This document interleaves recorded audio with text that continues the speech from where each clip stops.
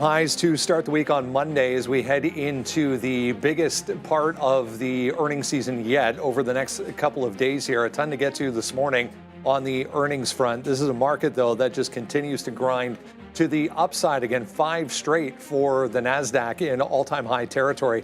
I was reading this morning, this is the longest stretch above the 20-day moving average for the index itself since 1997. I thought that was kind of surprising. Market that hasn't seen a 1% day. We were talking about this going back last week. A market that hasn't seen a 1% day in a month now.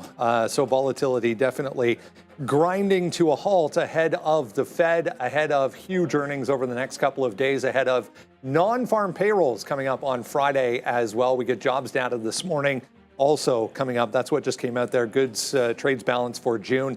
On the negative side of things, that's 3 months in a row to the downside. Wholesale inventories 0.2% to the upside. Coming up at 9 o'clock this morning, some housing data. That's the one I was mentioning. JOLTS to start the week off here at 10 o'clock. We'll also get the Conference Board's Consumer Confidence Index coming up at 10 o'clock again for July.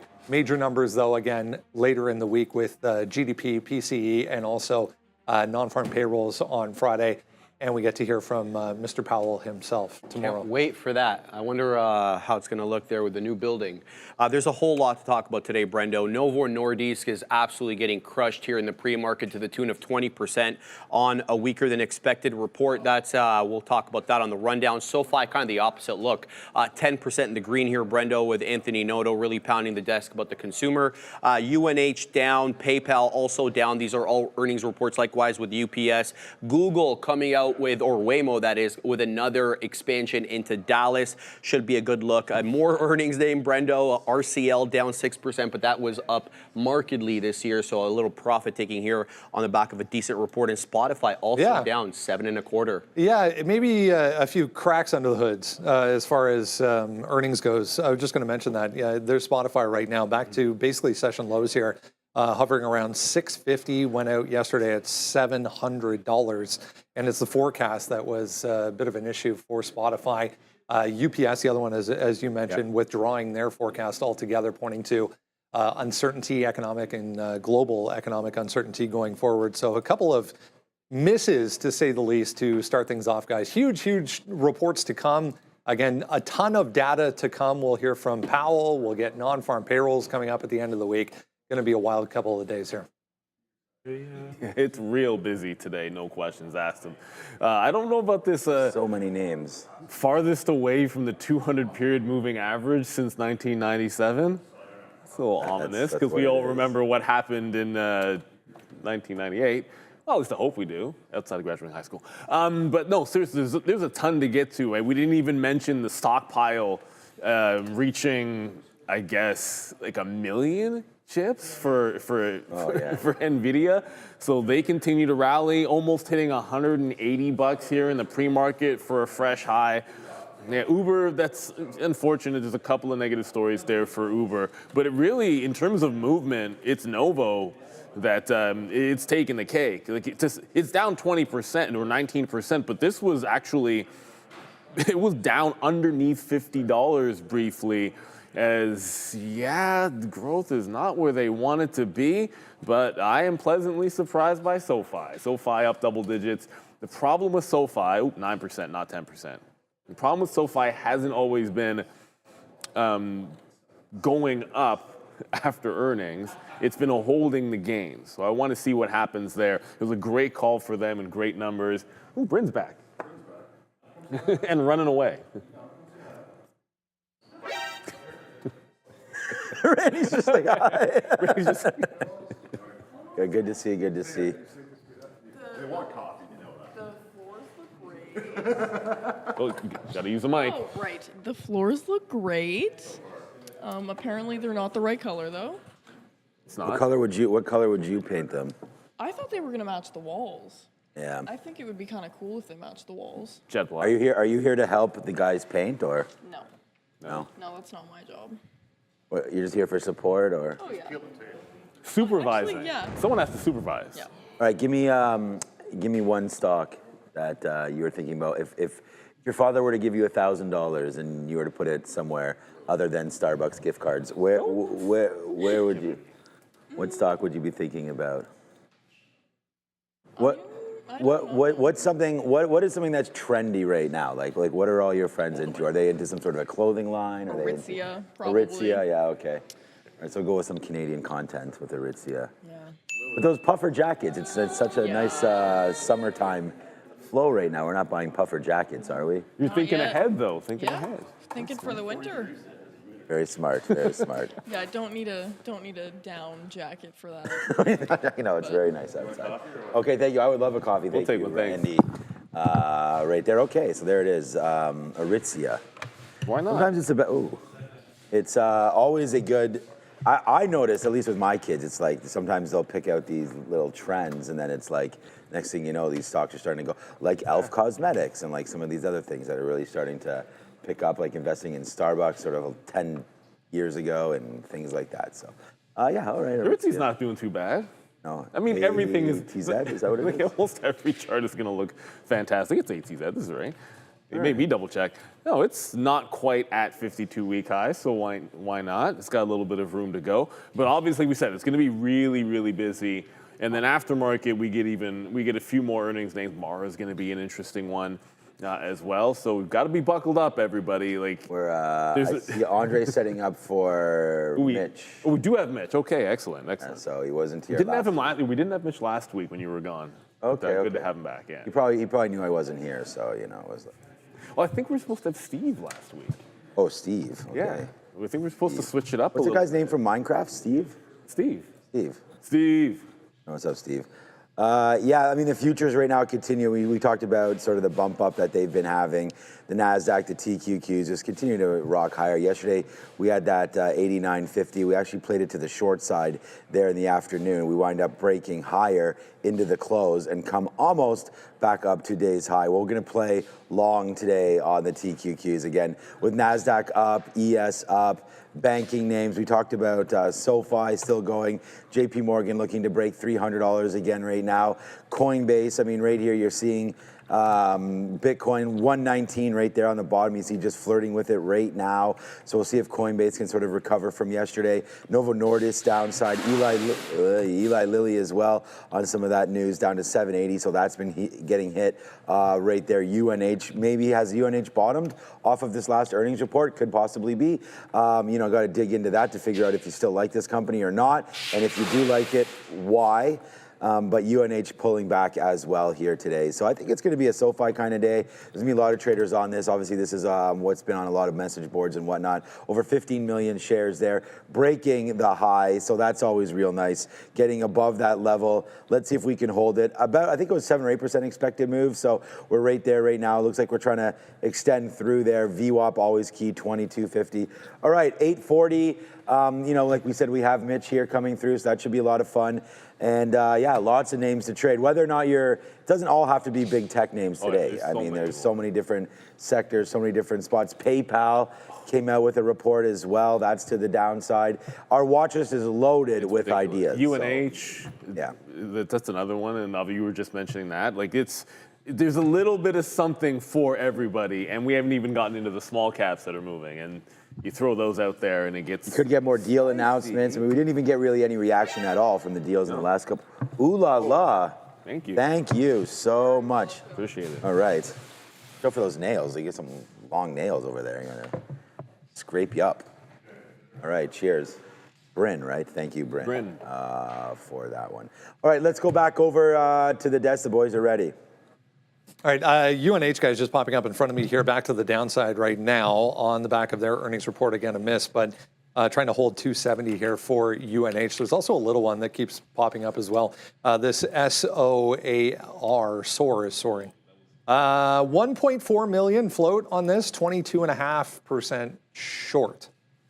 So tread lightly maybe for SOAR. Let's bring in Mitch Hoke over at Trade the Pool and get an update from him. We missed you, man. What's like? What? You don't call, you don't write, you don't email. Hey, man. when you make good money, you go on a vacation. And so I was out on a nice Airbnb out there in the Gulf of America. Nice. I like it. So, hey, it was a good time, you know, got some good beach time.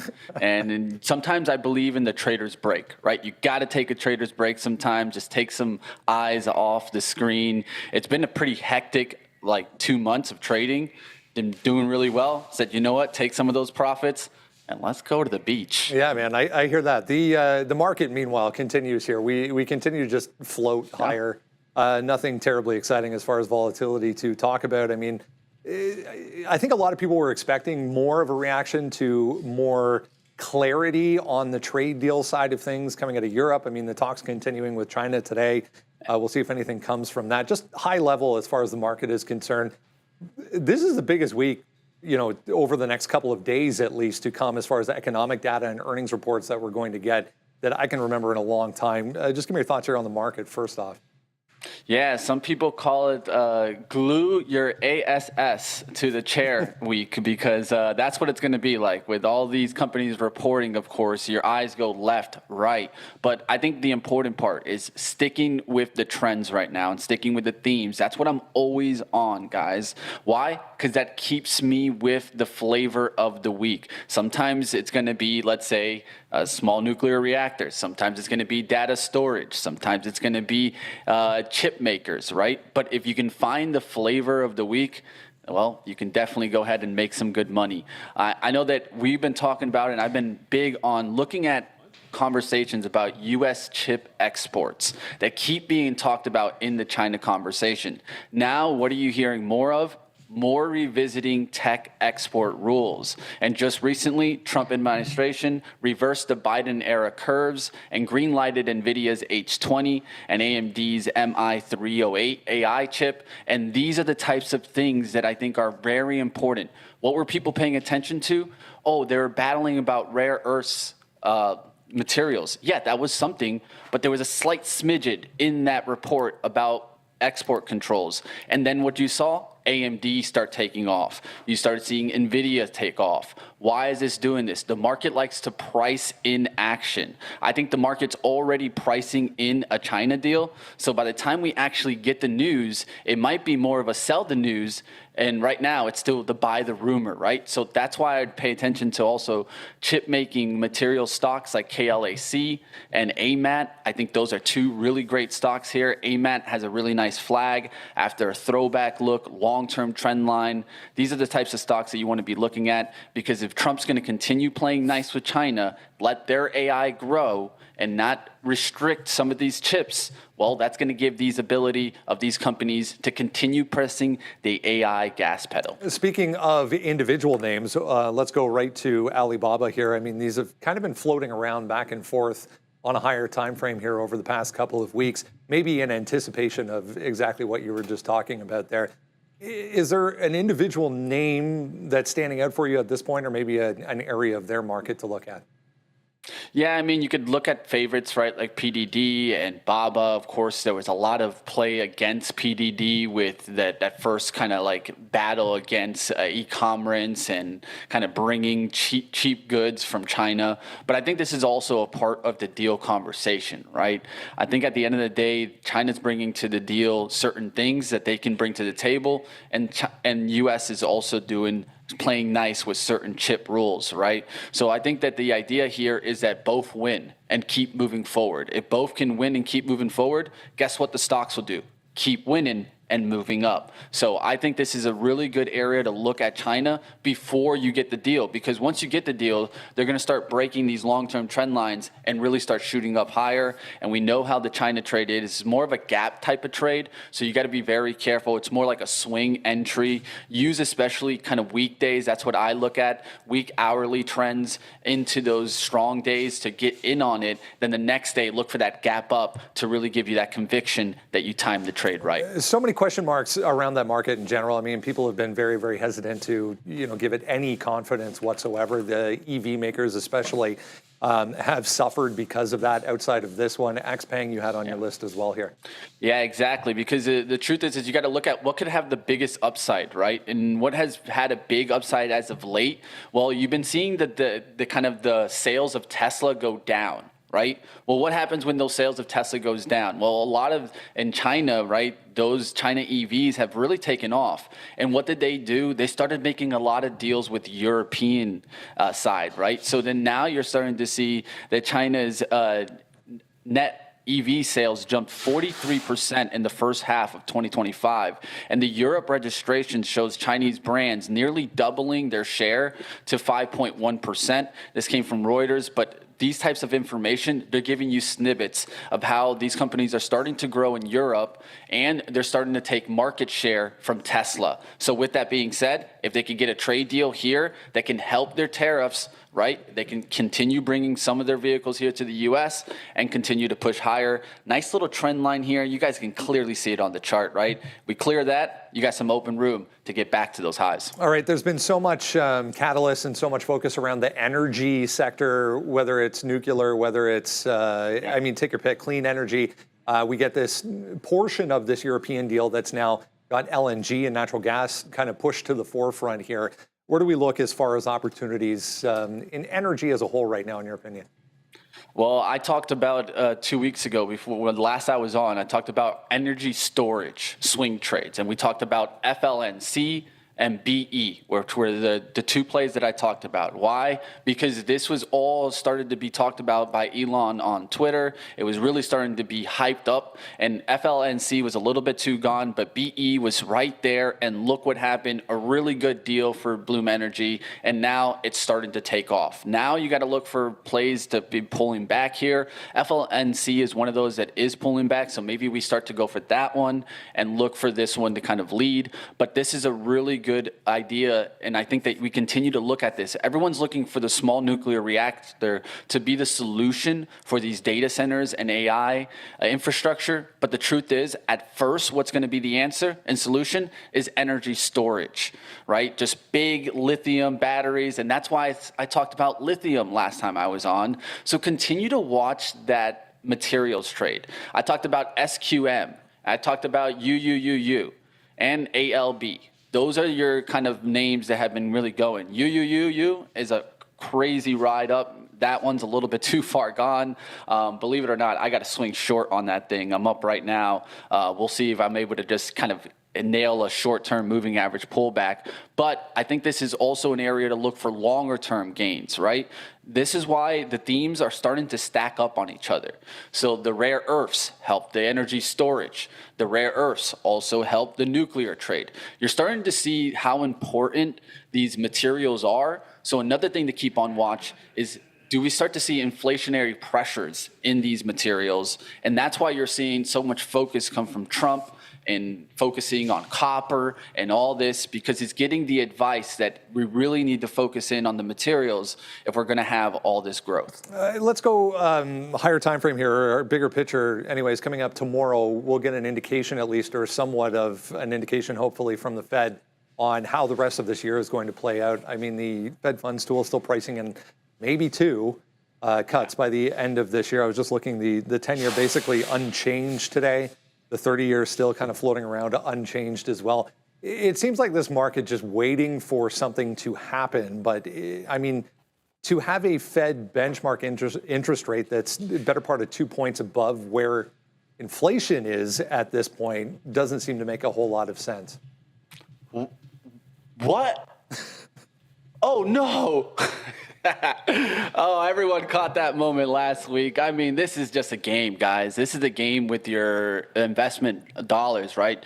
Well, the truth of the matter is, guys, rate cuts, maybe we get one. But that's just if Jerome wants to play nice. At the end of the day, he's ready to hold off because of inflationary pressures.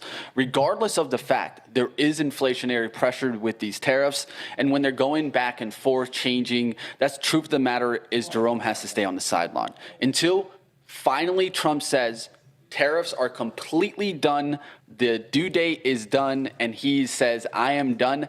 then he can start taking more of a modeled approach to being data dependent and then making a decision if he wants to cut rates. So if anything, this is coming down the line, definitely not this meeting. I don't even see it in the next meeting. I see maybe at the end of the year, one rate cut, but that's all we have the opportunity for, at least from what I see. Yeah, I mean, it seems like, as I was mentioning, like just this clarity alone that we got over the weekend with a European deal and maybe just a blanket type, 15% tariff across the board ends up being the base case for most countries at this point, which I think would give a little bit of confidence, if nothing else, going into that second half and last quarter of the year.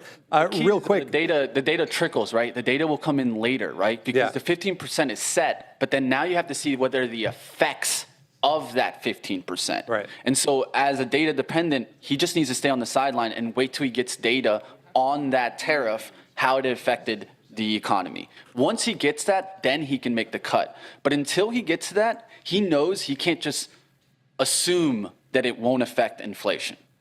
Agreed, 100%. Just real quick here on UPS, you a buyer here on the way back up, speaking of inflation and economic factors?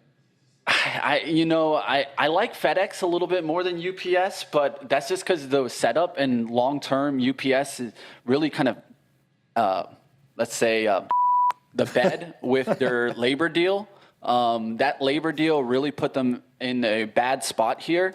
And of course, what are you seeing more of Amazon? Go away from both of these guys, all right? So in the long run, these guys are gonna really have to start looking for different ways to get shipments. And what's not to say that Amazon doesn't just start saying, well, other companies, if you're gonna ship through us, just send shipments our way. We have trucks going back and forth. So it's going to be a tough environment. I like FedEx more, at least the chart, but this is also a bellwether of the economy. And really, you're seeing UPS and FedEx not do really well. Again, yeah, unfortunately. Busy couple of days coming up here. Mitch Hoke, best of luck today. Yeah, guys, got to keep up with everything. And of course, if you want to do some swing trading or some day trading, that's what Trade the Pool has to offer you guys. So definitely check it out. Maybe there's a program for you. Of course, check out the flex ones that are unlimited in time duration. So we'll see you guys on Trade the Pool. Thanks, Mitch. Take care. Thanks, Mitch. So you're saying UPS didn't, they messed things up a little bit. I like that little bleep action.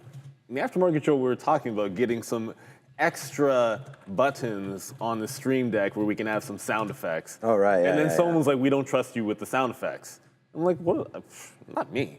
I would be very responsible if I had. Who said they don't trust? Someone in the chat was like, oh, we in don't the chat. trust you. I'm like, you don't trust me if there's like donuts around or something like that, but you can trust me with sound effects. No, seriously. I mean, Amazon wins. I'm not a fan either of UPS, and it's just in the absolute doldrums. I think that's one we're probably staying away from today. But we were just sort of talking about the Fed in September. I mean, you'd have to have some kind of a. Like, we're gravitating towards that cut. It's all about the labor market. Because at the end of the day, you get a weak number and that's going to pressure them. That's what it's all about. It's going to be about that labor number. And that's pretty much the only data piece that I think can shift the needle drastically this week. So I don't think much is going to matter tomorrow. We'll see. But at the end of the week, that could be the number that matters the most. It's all about that labor market. Remember, it's a dual mandate with those guys. And the only reason I have Amazon up here is Mitch was just talking about UPS and FedEx and Amazon. And what a glorious, boring run right back into highs. There's nothing like a boring bull market. It's just steady Eddie to the upside.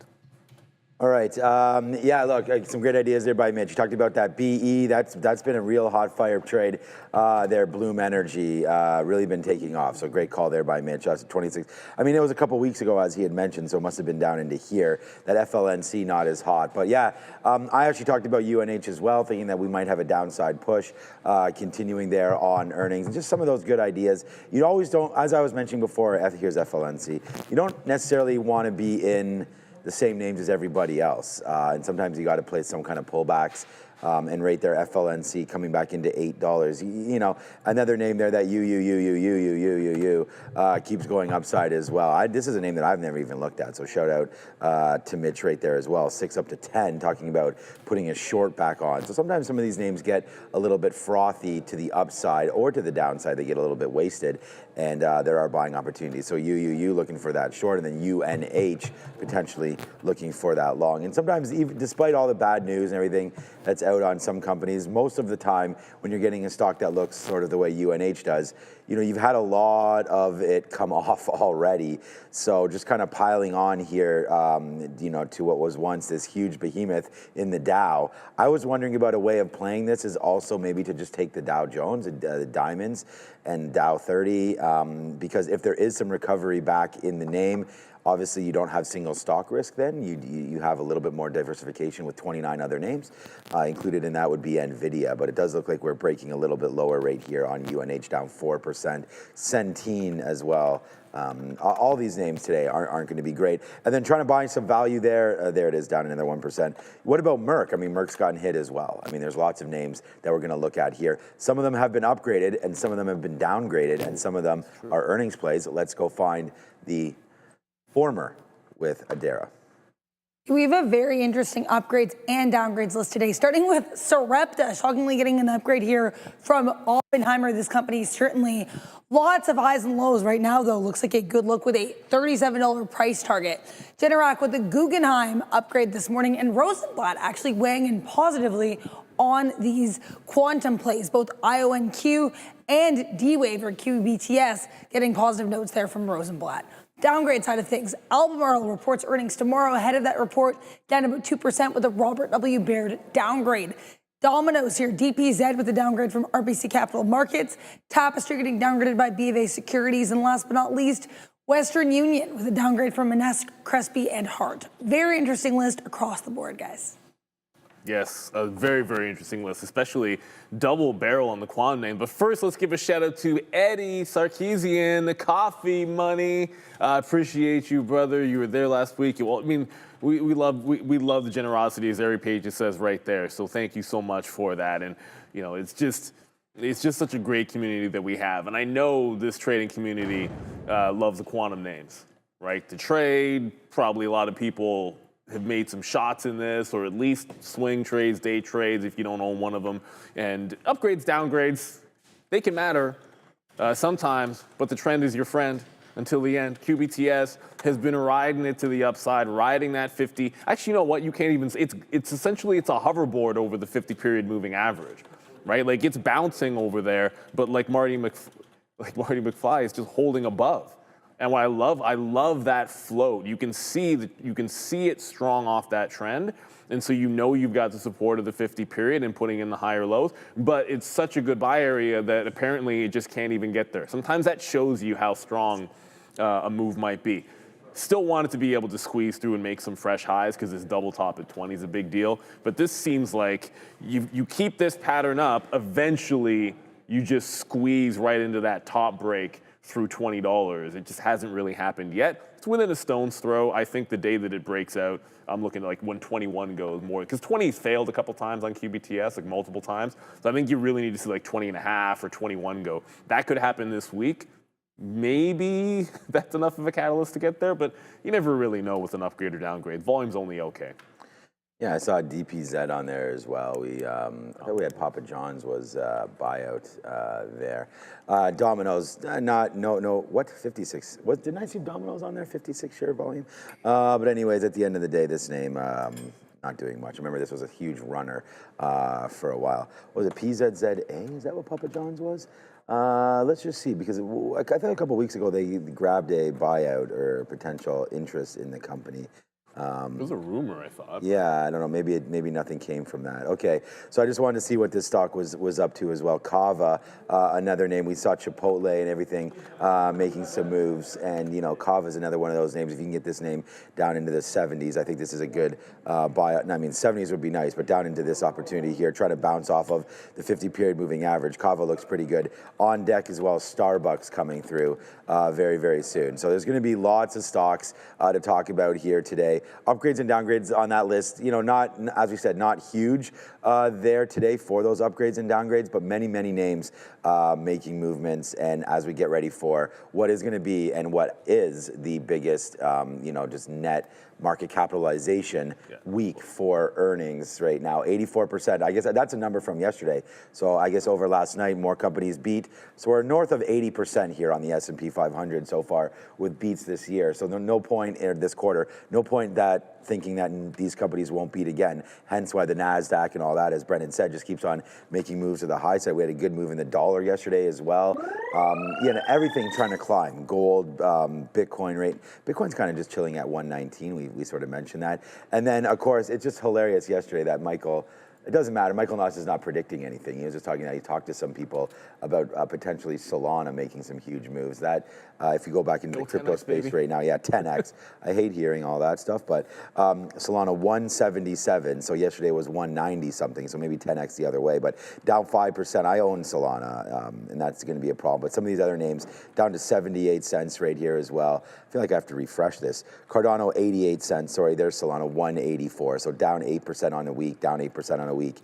Ethereum's the only one that's been up here over the last week. Ripple down as well. XRP down 10%. Bitcoin just flat for the week. So yeah, lots of money to be rolling through here. Wow, market cap almost 4 right now. So it's getting, we're getting up there right now in crypto land. I remember when it was 354, now we're nearing 4. I guess we probably had broken 4 trillion at one point as well. So it just keeps on heading higher here.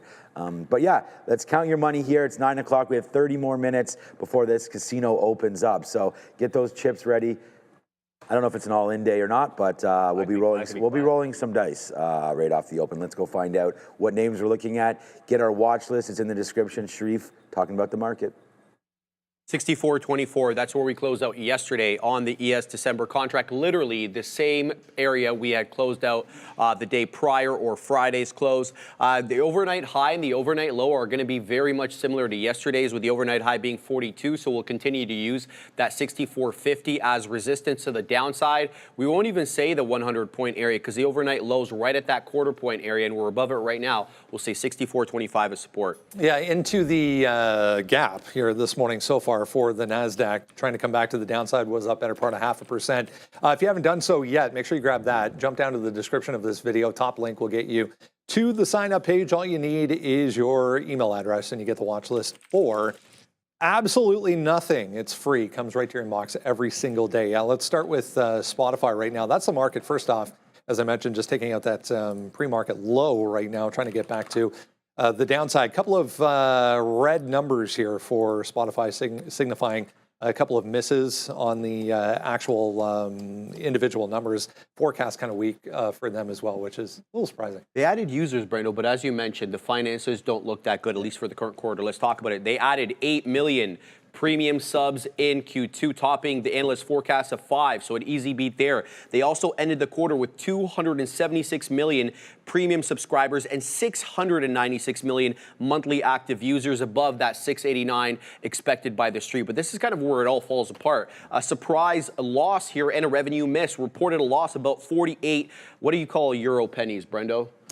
Euro pennies? Euro pennies. We're going to go with euro pennies. 48 euro pennies per share on revenue of 4.75 billion euros, missing analyst targets of 229 per share and on 5 billion in revenue. Revenue did rise 1.4% year over year, below the street's expectations, and the stock, as you saw in the pre-market here, dropped substantially, about 7% or so. Higher costs are the problem. Q2 profitability impacted by elevated operating expenses and social charges related to payroll tax that they had to take. In contrast, the year-ago quarter saw a profit of €1.44 euros per share on 4.13 in revenue. And the guide here, as you mentioned, Brendo, kind of light. They guided Q3 revenue of 4.86 billion euros, short of the 5.25 billion euros expected by the street. And they do expect to add about 5 million more premium subs, up to 281 million.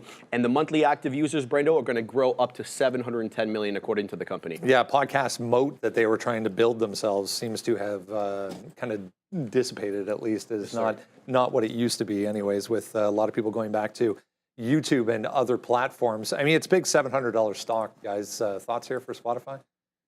I know when we brought them up yesterday before the earnings, we were sort of hinting at the other places that people are going. And I mean, ultimately, it just feels like this is, and we're comparing it to Netflix in terms of just how it's been behaving. And I would venture to say, I mean, I think just comparatively, the charts are similar, but Netflix had its recent quarter was better in my estimation. And so I think you're getting some continuation to the downside. I mean, $620 or the 200 period moving average. I only say 620 because, well, if it was resistance 3 times and then support twice, the last few times it got there, I think that would be an interesting bounce spot for Spotify. It would be down 10% if it got there. It'd be down 11, actually just over 11% if it were to get to $620. I think that's the today or this week buy zone for it to settle down here on Spotify, because I don't like what I see. And it doesn't, what's interesting is all the other names I feel are a little bit more likely to get traded. SoFi, NVIDIA, PayPal, and Novo. But there's an outside chance there's an SSR bounce in this stock today. Around, if it gets down to 620 though. I don't like the look of the chart. It's probably not something I'd be looking to pick up on a dip in a longer term, but I think you can find a trade down there if it gets to 620. I mean, I like the fact that I was just reading here, premium subscribers and ad-supported monthly active users increased by 12%. So that's pretty good, and 10% respectively.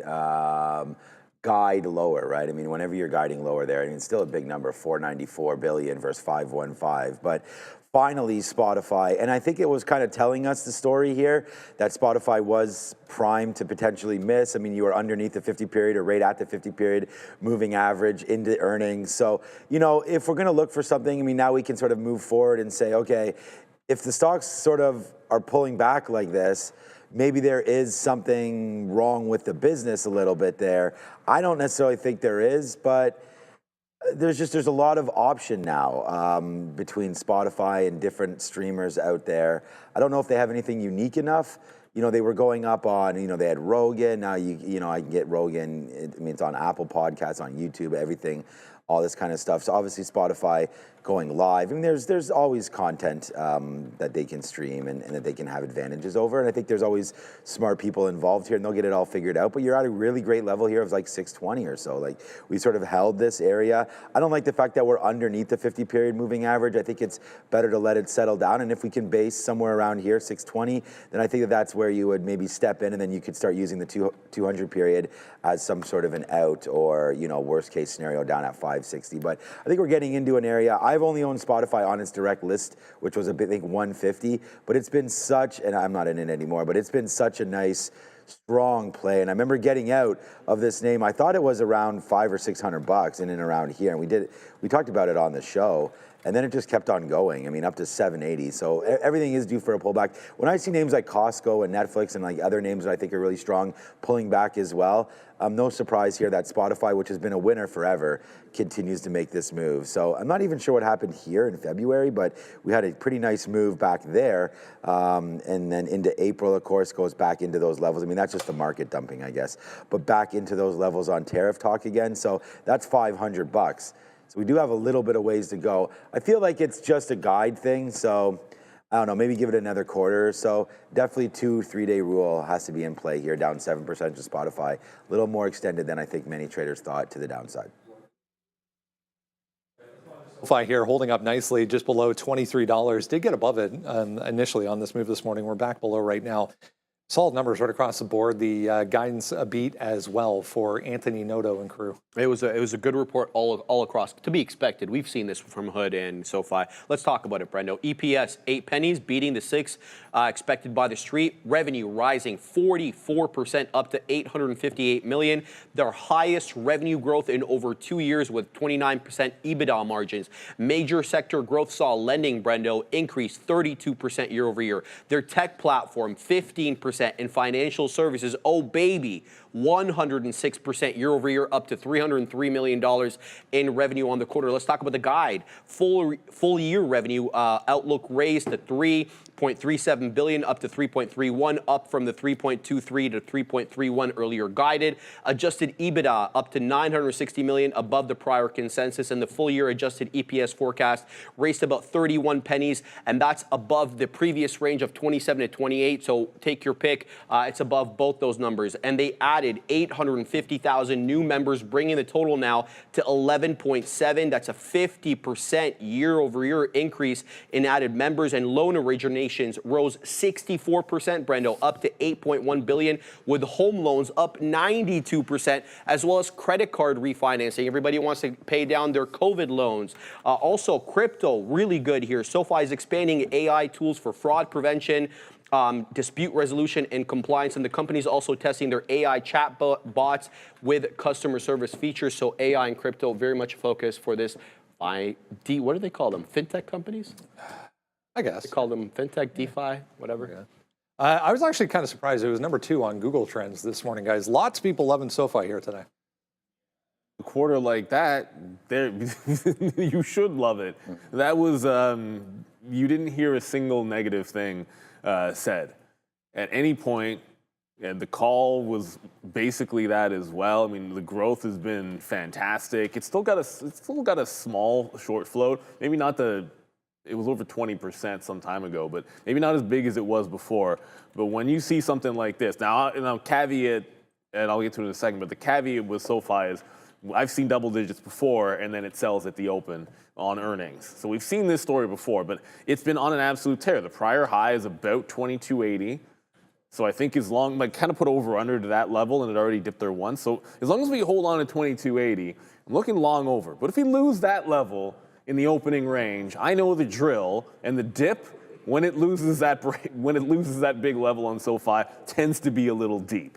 So I'm waiting till it's like 20. I put 21.40, but I mean, if it got down there, I'd probably start at 21.50. Those are the two places I'm looking. 21.80, hold that at the open, and I'm only looking longs, at least till you get to the $25 level. If we break that underneath, that's also, it happens to be VWAP as well, so that'll be a good litmus test. But this is a stock that I am very much willing, if it loses that VWAP area, to just let it fly, because you got to wait for that bigger dip.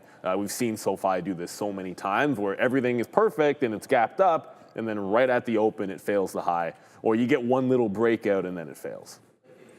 All right, I mean, what a great quarter there. 8 cents versus 6 cents, 8.58 versus 8.01. I mean, they crushed it, and it's a congratulations to SoFi. We talked about Anthony Noto's been buying shares for this company for a very long time, his own company buying back shares for himself personally. We're going to wait to see if we can get that guide, which has been higher right there. The company raised GAAP earnings guidance 31 cents, better than 28 cents. So not only do they put out a good quarter, but they also see a better future than expected as well. So I really like it, man. Revenue guide 337 versus 327. I mean, it's good, right? But I wrote down here on the sticky note, very similar to what Neil was talking about. We are now out. I put it in the chat a little bit right there. I have SoFi down here. If we can pull back, it has pulled back on earnings releases in the past. So we're going to look for that again. We just wrote that down there into $22. That's where the 200 period moving average is. Not that I think that's going to happen. I mean, I actually think that we're most likely to break out through this top of 23.50 right now. The thing is, it's only 9.12. And because in the back of my mind, I've seen SoFi make these moves back into these levels many times before, that there's a chance that happens again. I mean, up 11%. Like I said, I think the expected move was like 7 or 8% last night. So SoFi, again, exceeding it. And we've had Daniel Shea on here before mentioning to us that when a stock outperforms, you have a good continuation possibilities. So I do like SoFi right here. And I think that it'll probably be a missed trade breaking through 23.50. It's probably going to happen immediately. We do have the Nasdaq imbalances coming out at 9.25. So we'll be able to see if there is a bid underneath this name or not. But for right now, we're just bouncing up. We're hitting our head against 23.50. At some point, we're going to break it. I'd rather see it break during the day so we can have some pressure on the name instead of just in the pre-market. So we'll wait, see if we get a big market on buy open, and I think we probably take that long. 23.50, using VWAP back into there. But for me, a more patient play is to wait to see if we can get 22. And if we can get that, I mean, we'll start the bidding wherever this 200 period is. So 22.25, 22.50, wherever it is, by the time 17 minutes comes around and those doors open up, then we're going to figure out what we want to do with SoFi. But we want to go long. We just got to figure out the right price. So 23.50 has failed numerous times. Not sure it's going to hold, but we need to see it break, and I'd like to see it break with volume right off the open. So with these imbalances, they're not out yet. These are all NYSE names. So we have no idea what's going to happen. What if there's a 500 or a million share offer, then you probably do get that float down, and then we can wait for it to, hit the market and then take the long rate off the open. And if it's a bid, then we probably take that out right there at 925 anyways. So yeah, 23.50, a good long price. I think if you punch the long, you just give it back to 23. I think it's 50 cents worth of a risk and probably worth it there for SoFi today. But let's be patient and see if history repeats itself with SoFi. NVIDIA, guys, breaking pre-market lows right now, or support anyways, back below this 179 level. You've been paying close attention to this China H20 story that has little twists and turns, it seems like, every single day that tend to not really make a lot of sense. But I mean, if you missed it, the Trump administration comes out, says NVIDIA can now sell the previous generation, the H20s, into China again, but doesn't mean they can make them. No, Brendo. Yeah, well, when the cancellation came into play in April, as you mentioned, when Donald said, no more H20s to China, Jensen had to call up Taiwan Semi, say, hey, don't need them. So Taiwan Semi had to reallocate that production capacity to other clients. And now that the H20's back, exportable to China, Jensen wants to make them to the tune of 300,000 here, and that's what he's ordered from Taiwan Semi. The problem is, though, guys, Taiwan Semi can't make these H20s for another 9 months. They don't have spare production capacity, so Jensen can only sell what he has. So this 300,000 looks fantastic, and they definitely want to keep China addicted to American technology, to kind of use a Howard Lutnick phrase there. But we'll have to see how this all works out in terms of logistics. Just to give you an idea, Brendo, that H20 cancellation cost NVIDIA $10.5 billion in projected revenue in the April and July quarters combined. That's not chump change. Not at all. Just real quick, NTHI popping up here in front of me, a new partnership. It looks like $50 million partnership announced here for Neon Technologies holding 8 million share float on this one, guys. Out for them. But ultimately for momentum, sometimes that's what you want to see, is that lower float. NVIDIA, don't have to worry about the float there. Don't have to worry about the stockpile of chips either. They have a good idea of the demand. They know what's going on, and they're building out because they have a sense that demand is going to continue, and there's been nothing to tell us otherwise. It was a day yesterday where, SMCI and AMD just moved more, but except for right at the end.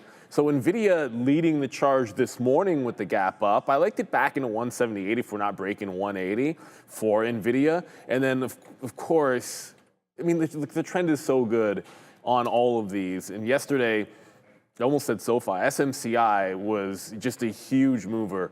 It's pulling right back into the open top, which is just underneath 59. 59 wick high, and then 58.5.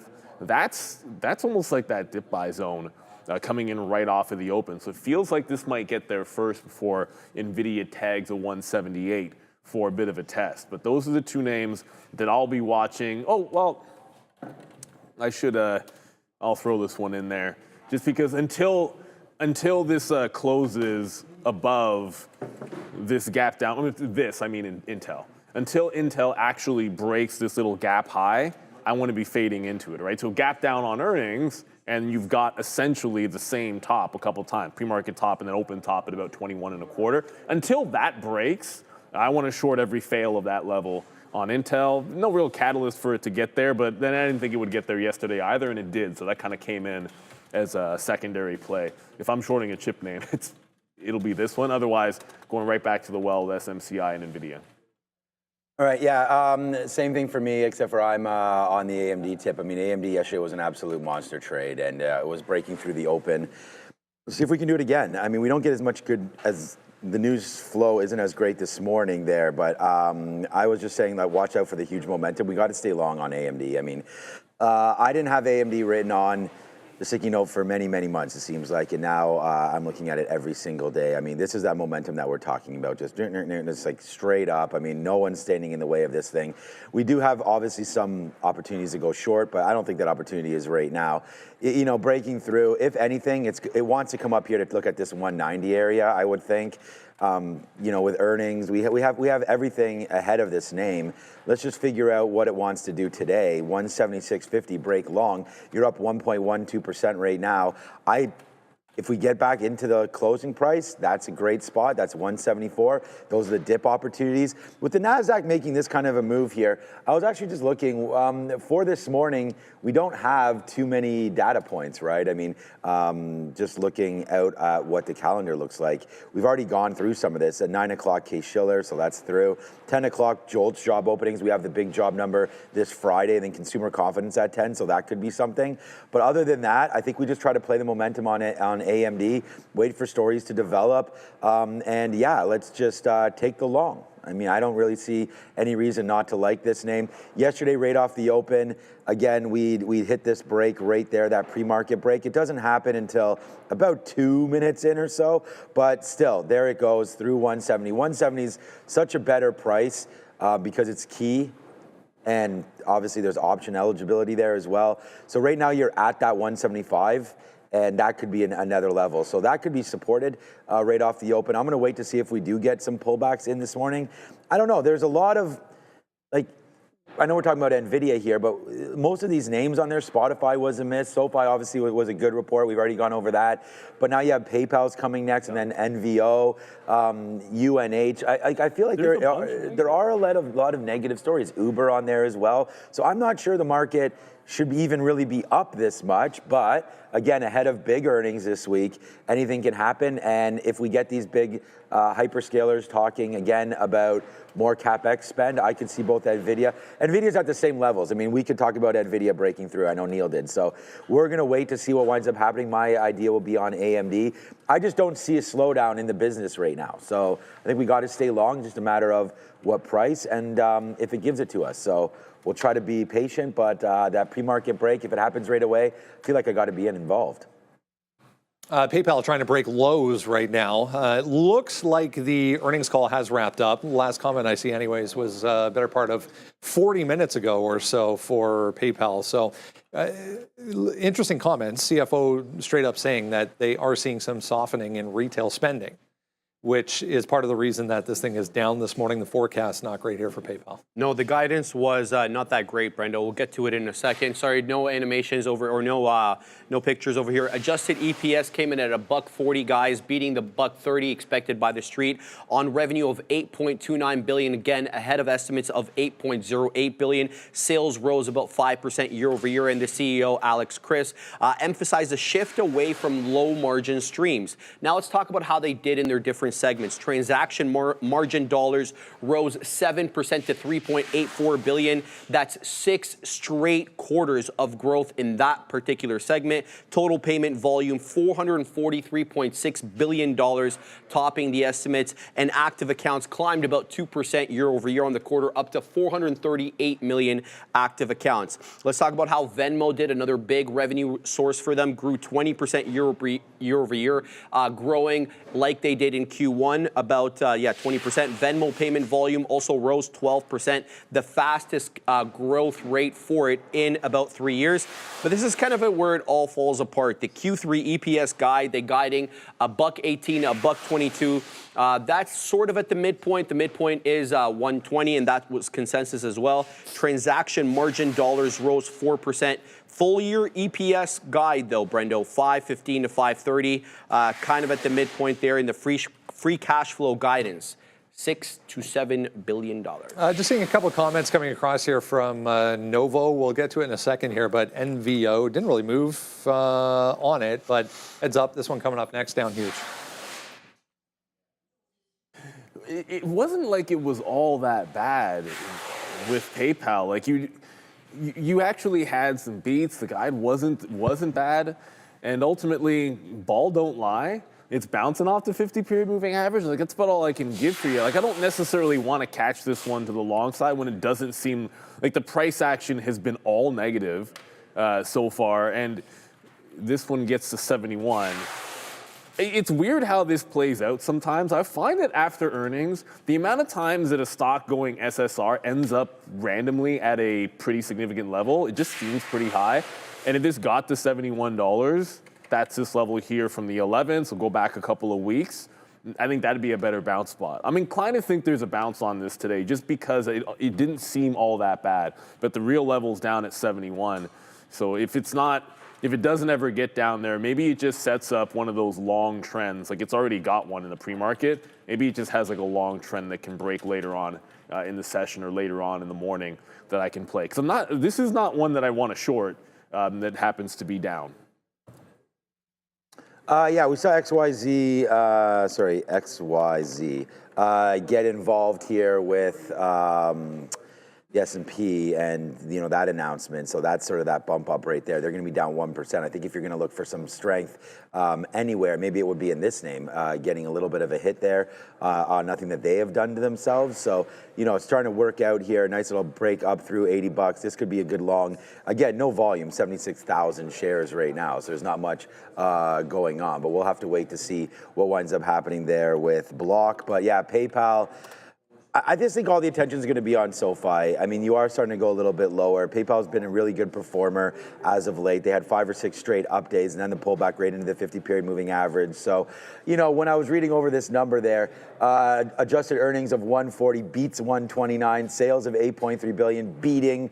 So, their current quarter, very good, right? But then when you look forward there, EPS guide of 1550 to 1530 also is beating estimates. So I'm not, other than the fact that their payment transactions were down, I mean, PayPal shouldn't have payment transaction issues. There are a lot of opportunity in this market for PayPal to bounce back from this. So let's, if business is working well, I think PayPal can continue to do well. So bouncing off the 50 period, as Neil said, I think that's a good little spot. So I would buy some, start a position on PayPal here if you haven't yet, down 6%. I think you're getting a good little discount there.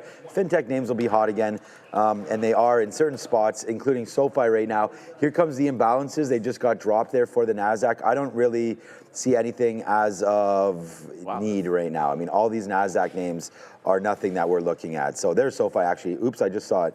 It was a small sell. There, oh, there it is right there. So it's starting to get bigger here as we get released. So yeah, the moves started to happen. We almost broke the pre-market high there. Then we started to fade out a little bit. I feel like it is going to do that. So SoFi could be a big trade off 23.50 immediately. And if you do take that trade off the open, I think a pullback into VWAP or this 50 period is just $23, worth the shot there for 50 cents on SoFi. But right now, not much happening on the imbalances. Let's go talk about NVO in the healthcare space, or the health biotech space. Yeah.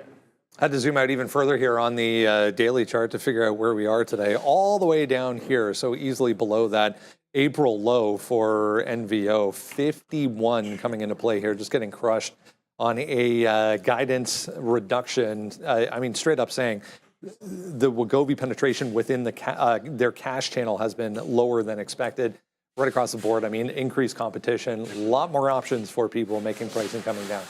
Exactly, and that's the problem right here. So let's talk about it. They cut their 2025 sales forecast down to 8 to 14% growth. That's lower than what they guided prior. Operating profit now expected to be about 10 to 16%.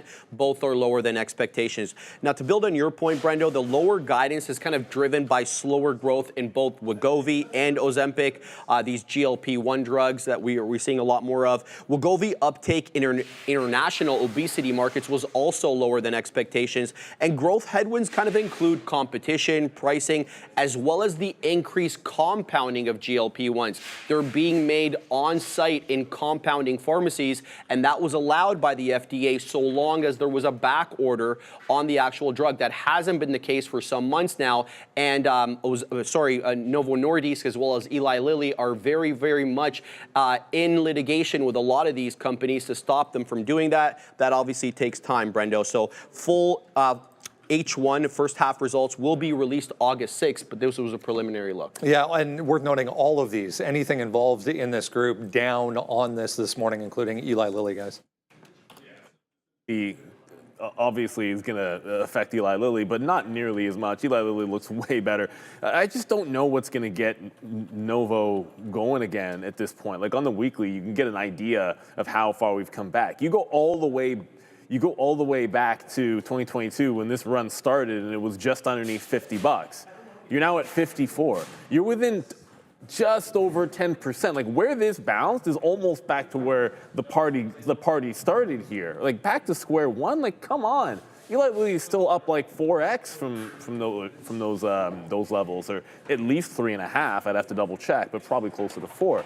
So I think you're in trouble with Novo. That said, that's just too good of a bounce level that if we see that in its SSR, which it's not going to jump and not be 10% down at the open. It opens in 1 minute. This is 10% down. The only trade I think I look for is an SSR bounce, and we just went back to show you the weekly chart. You get underneath $50, that 48 level is a monster one from a couple of years ago. So yeah, that's where I would look for play, the bounce on Novo specifically. Amazon's on the sticky note today. The sticky note is now out. You guys can go find that. Again, I really like this stock. It's just breaking right now. The price that we had written down, and I'll put the sticky note in the chat, was 234.30, which is what we're coming into right now. So there it is right there, Amazon breaking 234.30. So that looks like it wants to go, and it looks pretty juicy to me right now, Amazon breaking some of these highs. So we're gonna have to watch out for that right off the open. I mean, and again, it's going to go. So maybe we have to wait for 234.50 or so to break right off the jump. But it's looking pretty good right now. That is Amazon trying to get going. So we'll give that about $1 worth of space if it does break, with only 10 seconds left now. Neil ring that, or Daryl ring the bell, coming through. So shout out to Fabian. What's up, Fabian? Here we go. 5, 4, 3, 2, and 1. We're gonna watch out for some SoFi here. We're probably going to get into Amazon. We're going to watch out again for AMD and whatnot. But here goes Amazon right now. And then there we go. We are now in on this one. So far, so good. Well, one trade. We'll have to wait to see if it's good or not. There goes SoFi breaking through as well. So we've got 2 of these trades on board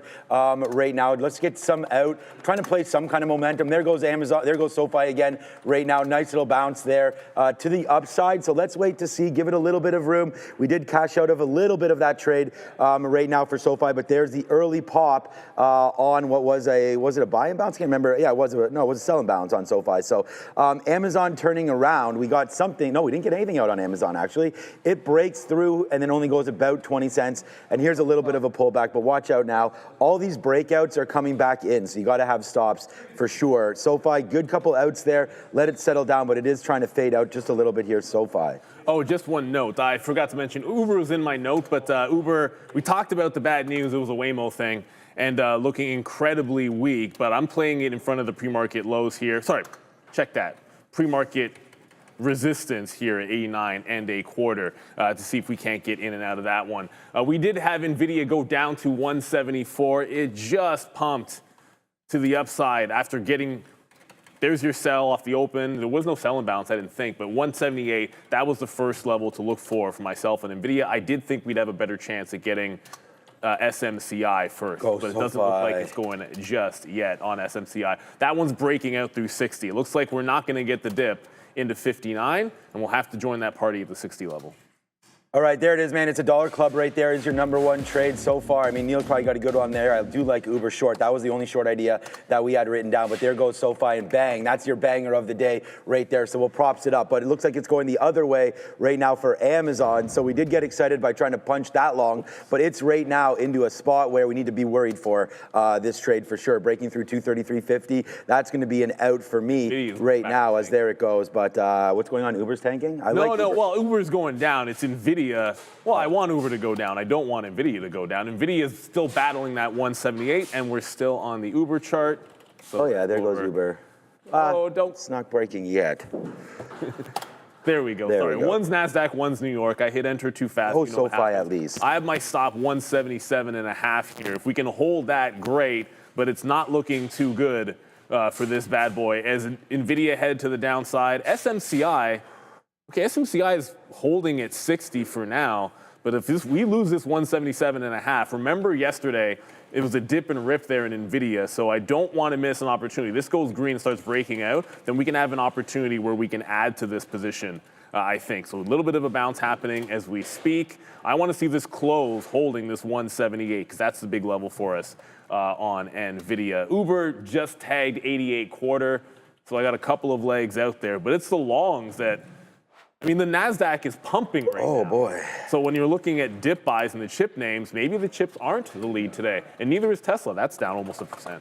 Yeah, we're trying our best here to hold on with some Amazon, but wow, oh wow, man, what a trade this has been there for SoFi. We talked about this one, it taking out some levels, and there goes SoFi. Absolute ripper right now through $25, man. Spin it one more time right there. What's up, Travolta? All the things have changed. There, Neil, 25 and change right now for SoFi. $1.50. Disneyland. Yeah, $1.50 in the money right now for SoFi. Yeah, we are going to Disneyland again there today, up 19% right now for SoFi. Wow. All right, let's take advantage of this little bit of a bump up here in Amazon. We did buy something down there at 233. That's basically the pre-market low that we got into right there. We decided to buy some, but this has been, we can't, we'll flush ourselves down the toilet for this one. But honestly, this SoFi trade, another absolute banger right there to start. I mean, I wish I could say the same thing for Amazon, but it wasn't, man. It failed at the top. We took out that very high there of 234.50. It's hockey night in Canada right now in the background right there. Shout out to Russell and whoever's ringtone that is right now. So we like that one. But there it goes, man. 233 and change for Amazon. But it's SoFi, man, and it's their world, and we're all just living in it right now. I mean, I wrote down Uber if we can get something into 90 or a break of 88. So I know Neil's on that one, so hopefully that one can go. But for me right now, it's just a monster trade. Helping with the loss in Amazon is this trade in SoFi. So that was a good one there as we get out more. But watch out here. Amazon breaking 233. Get it, SoFi. Can't be a good sign. Was there, I didn't see the offer at 25. Was there anything on the offer It broke. at 25? I know, but I didn't see how big it was. No, I was missing it. Okay, it doesn't, look, it doesn't matter. I don't, it's for personal just interest as to how much liquidity was there. That's all. NVIDIA just got to VWAP. That's a good sign so far. So I said if it can close that next candle holding 178, I would add. So I got some at, I believe it got 2s or 3s in there, whatever it might be. But we just got to the volume weighted average price and pushed right back in. So we're still trying to do that right side of the V where you've made that bottom like yesterday. But the thing is, the market's blasting, so you want to have a little bit of faith. As whose song is that? George Michael. The market 0.6, but dip and rip. So we're breaking it out. You got to believe that NVIDIA can do some good in a market like that. On the other side of the coin, didn't look at Coinbase in a while. No. Uber's starting to break through those lows. So this is one we like to the south side. I don't know necessarily how much I cared about that story, but it was that 90 level that lost on Uber we mentioned yesterday. 50 period gone, 90 even gone. I don't know where the bottom's going to be in this move, but I do think this one at the 200 period, I'm pretty convinced is a buy. And I'm not talking about the day trade. I'm talking about for like the long term. I haven't done much with that stock in a while. SMCI is just holding 60, but I did see it just get to the $0.50 and reverse, so I should take some out if we can get there a second time through. Outside of that, let us know what's going on here. AMD looks like it's going again. Yep, it's going again. AMD's going again. NVIDIA's trying to go. Okay, Tesla's not looking very good. What happened to AMD? Where's my bid? It didn't get filled. Oh, it hit 74. Oh, boo. We had 176,650 the break, and we didn't, for some reason, we didn't take that right there. Oh, wow.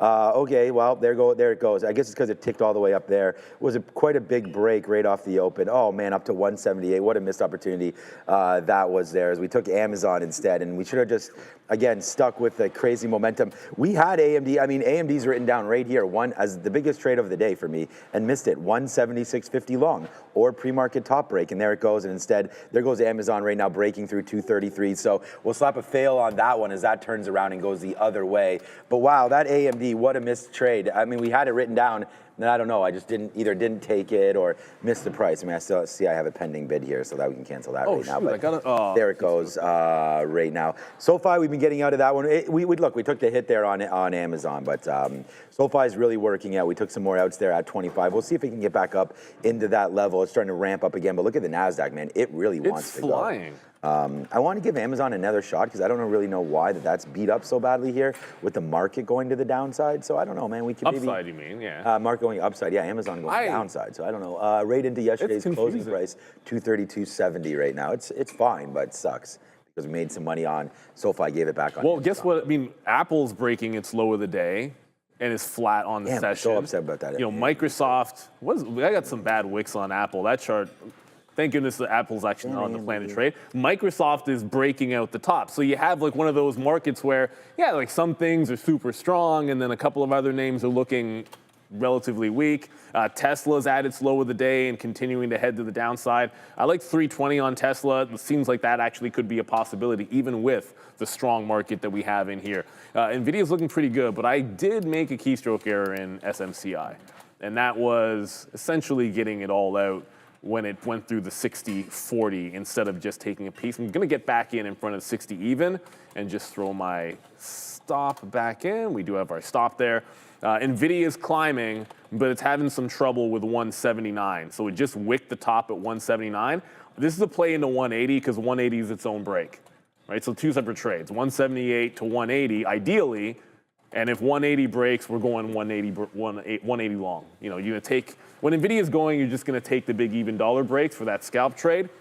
I probably don't give it a ton of room if it gets up there, but gonna have that breakout no matter what. If it does, knock on wood, it does actually get there, everybody. And look, other Zinc just said Meta's in the trash. It's a weird morning.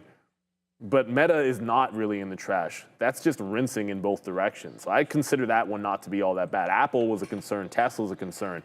Meta just sort of diddling in the middle.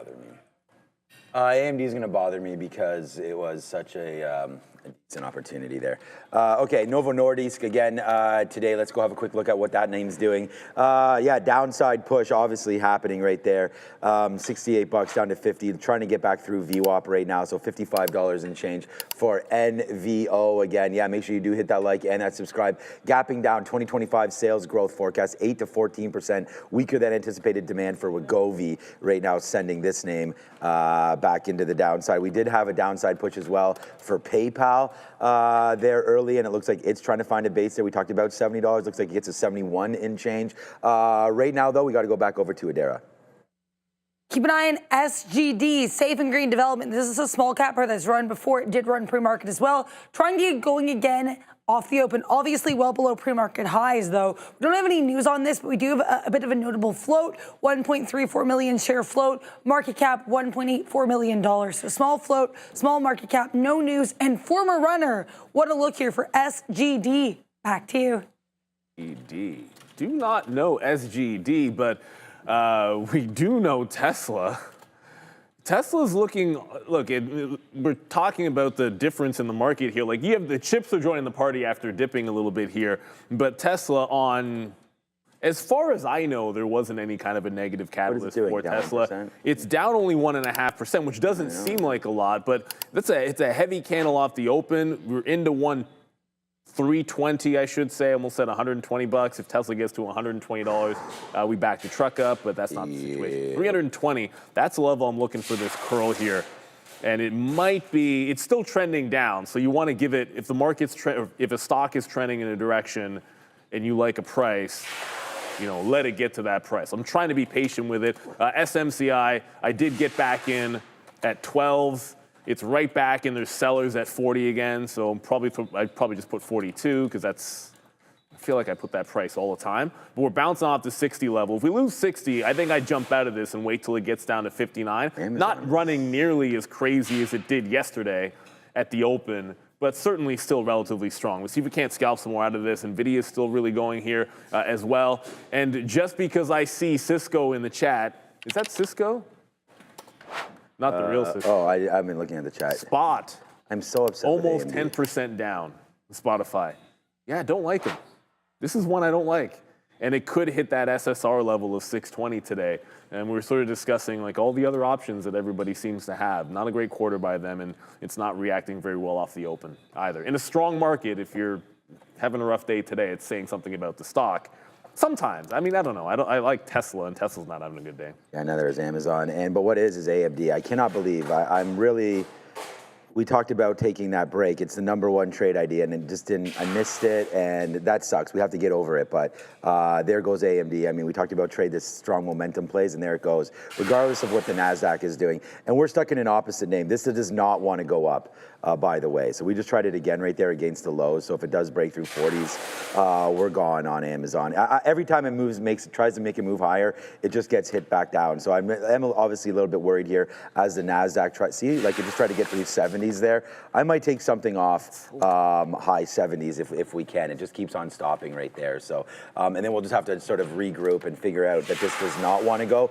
Ideally, above 233 would be the trade for me, but right now it's just languishing down here as the sellers are in control right now of Amazon. So yeah, boo on that one, stupid trade there. I'm still upset that we missed that other one. All right, SoFi, we're light on this, man. We have less than 10% left of SoFi. We're able to clean this one up, and now it's starting to head back down to the downside. So this is what Neil and I both talked about. We had, you know, a nice little upside movement there with the momentum, as we know that this is all over boards and everything like that. It's a $20 name. There's a lot of traders that are into SoFi watching this name. So okay, now that it's broken a little bit, let's get some more out here. 93s, there it is.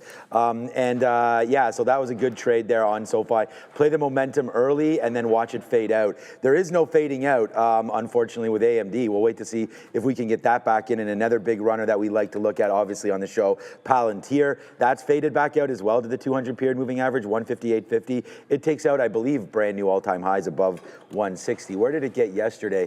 Yeah, 160.39. Okay, so yesterday it got to 160.39 is showing. So that one almost back there, 160.14 right there for the highs of Palantir. IBIT and Bitcoin not doing too much right there. As you can see, Bitcoin only 118.4, so kind of just chilling out. Other stories to look at, UNH on earnings as well. We can have a quick little look there. Down, but trying to bounce back. We get a bounce off of that 260. Pretty low there for UNH, man. So we'll have to wait to see what that one's doing. Now, maybe Amazon, just gets to 70 again and stops. Let me take in, too bad. I'm going to take out 10% if we can here in this range. There we go. We get some 70s just because it's not working out and it's just kept on coming in, trying to break us, and eventually it will, I feel like, break that. So we'll get out if it goes back up. We're at 78 as well, 76, sorry, there it is, to get some more outs. Now maybe Amazon can climb back and we could make a little bit back on this one. So yeah, there goes Amazon back up, and there goes SoFi as well. Yeah, what's going on? Let's take advantage of SoFi. Okay, I just trailed out of that's not why I said no. I'll get to the reason I said no way in a second. NVIDIA just trailed me out. Under 179 has a battle going on. I cannot believe AMD. And it just keeps on selling through. Every time it tries to break 179, it's failed, and the sellers are really winning at that level. So 78 to 79, that's what we're able to get, and we're not going to be upset. SMCI, similar battle, but I was on the stock, and then I hit it again. Similar battle there, but it's just 60 to the 60.5 zone. Why I was sort of like, I'm a little pissed off. There's a DRRX is not like your typical gap up play.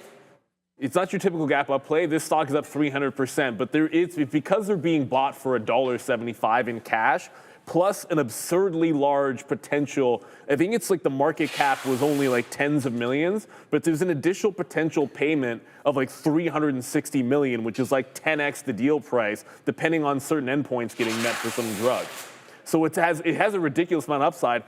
It just halted to the upside, and I was on the bid a cent lower, and it went like 10%. That's the only reason I'm peeved. And as you can see, I was kind of long it in and out like an idiot, and that's halted to the upside. Because even though it's $1.75 cash, this actually does have some genuine upside to it, which is a little bit unique. That's the only reason you might see me in and out of it. SMCI, same battle at 160. I'll look to see where I can get back into NVIDIA. Maybe it'll be VWAP, but I'm not convinced just yet. I don't love this candle on the Nasdaq. Not if we close underneath VWAP, I won't love that candle at all. It's a bigger volume spike than the open yesterday. And if we were to lose that, you'd have a failed breakout and a bunch of failed breakouts. NVIDIA didn't break the high ultimately. I'm still thinking long, but I'm just not going to jump in too early. When I saw that topping tail candle, I throw my trails in, and of course that means NVIDIA is probably going to go. But yeah, we'll see if we get to 178s again. I'm not sure. I'm still going to take a 180 break on NVIDIA. That's a super strong name. Uber hasn't done much except now starting to hold the volume weighted average price. So that could be the reload spot for me. Instead of thinking we can get out in front of that 89 again, we might just start looking at the VWAP. I'm actually going to move my stop on Uber because I should be stopping it at that lower high. If I'm going to add at VWAP, then I'm going to move my stop to the volume weighted average price. Looks like AMD's still going, man. I mean, this AMD trade, like, that should be $2. And we should already been on our day. Instead, we got stuck into Amazon. But, you know, to each their own. I think you can also take this break, too, of 179. But look at the market coming back in. We actually started a new position on the TQs, so we'll wait to see if that one wants to bounce back up for us a little bit there as well. We're long right now at 91.13, basically where we're at here. I'm just going to put an offer out and then get to this sponsor read. But, yeah, right now we are heading to the downside on the TQQs as we wait out for that. But if you are a savvy Canadian trader looking to boost their exposure, you can now tap into the Nasdaq 100 and S&P 500 with Beta Pro 3 times daily levered ETFs featuring built-in FX hedging. We talked about the US dollar a little bit there yesterday. This aims to amplify short-term market moves, minimizing the impact of currency swings. Whether you're feeling bullish or bearish, these ETFs are built for active day traders ready to take on the market. Read the full risk disclosure in the prospectus at betapro.ca, of course,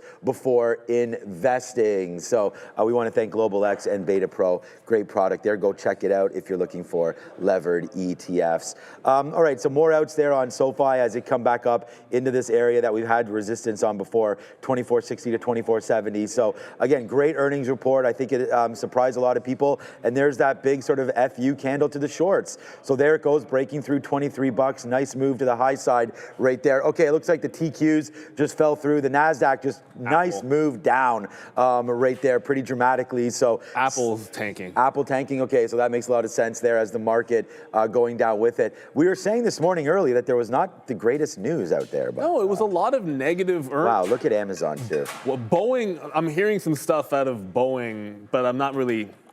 Well, they had their report. Yeah, I'm here. They had the report. It might just be some stuff coming through on the call. So Boeing making a fresh low, losing the volume weighted average price. They were to the upside and breaking out.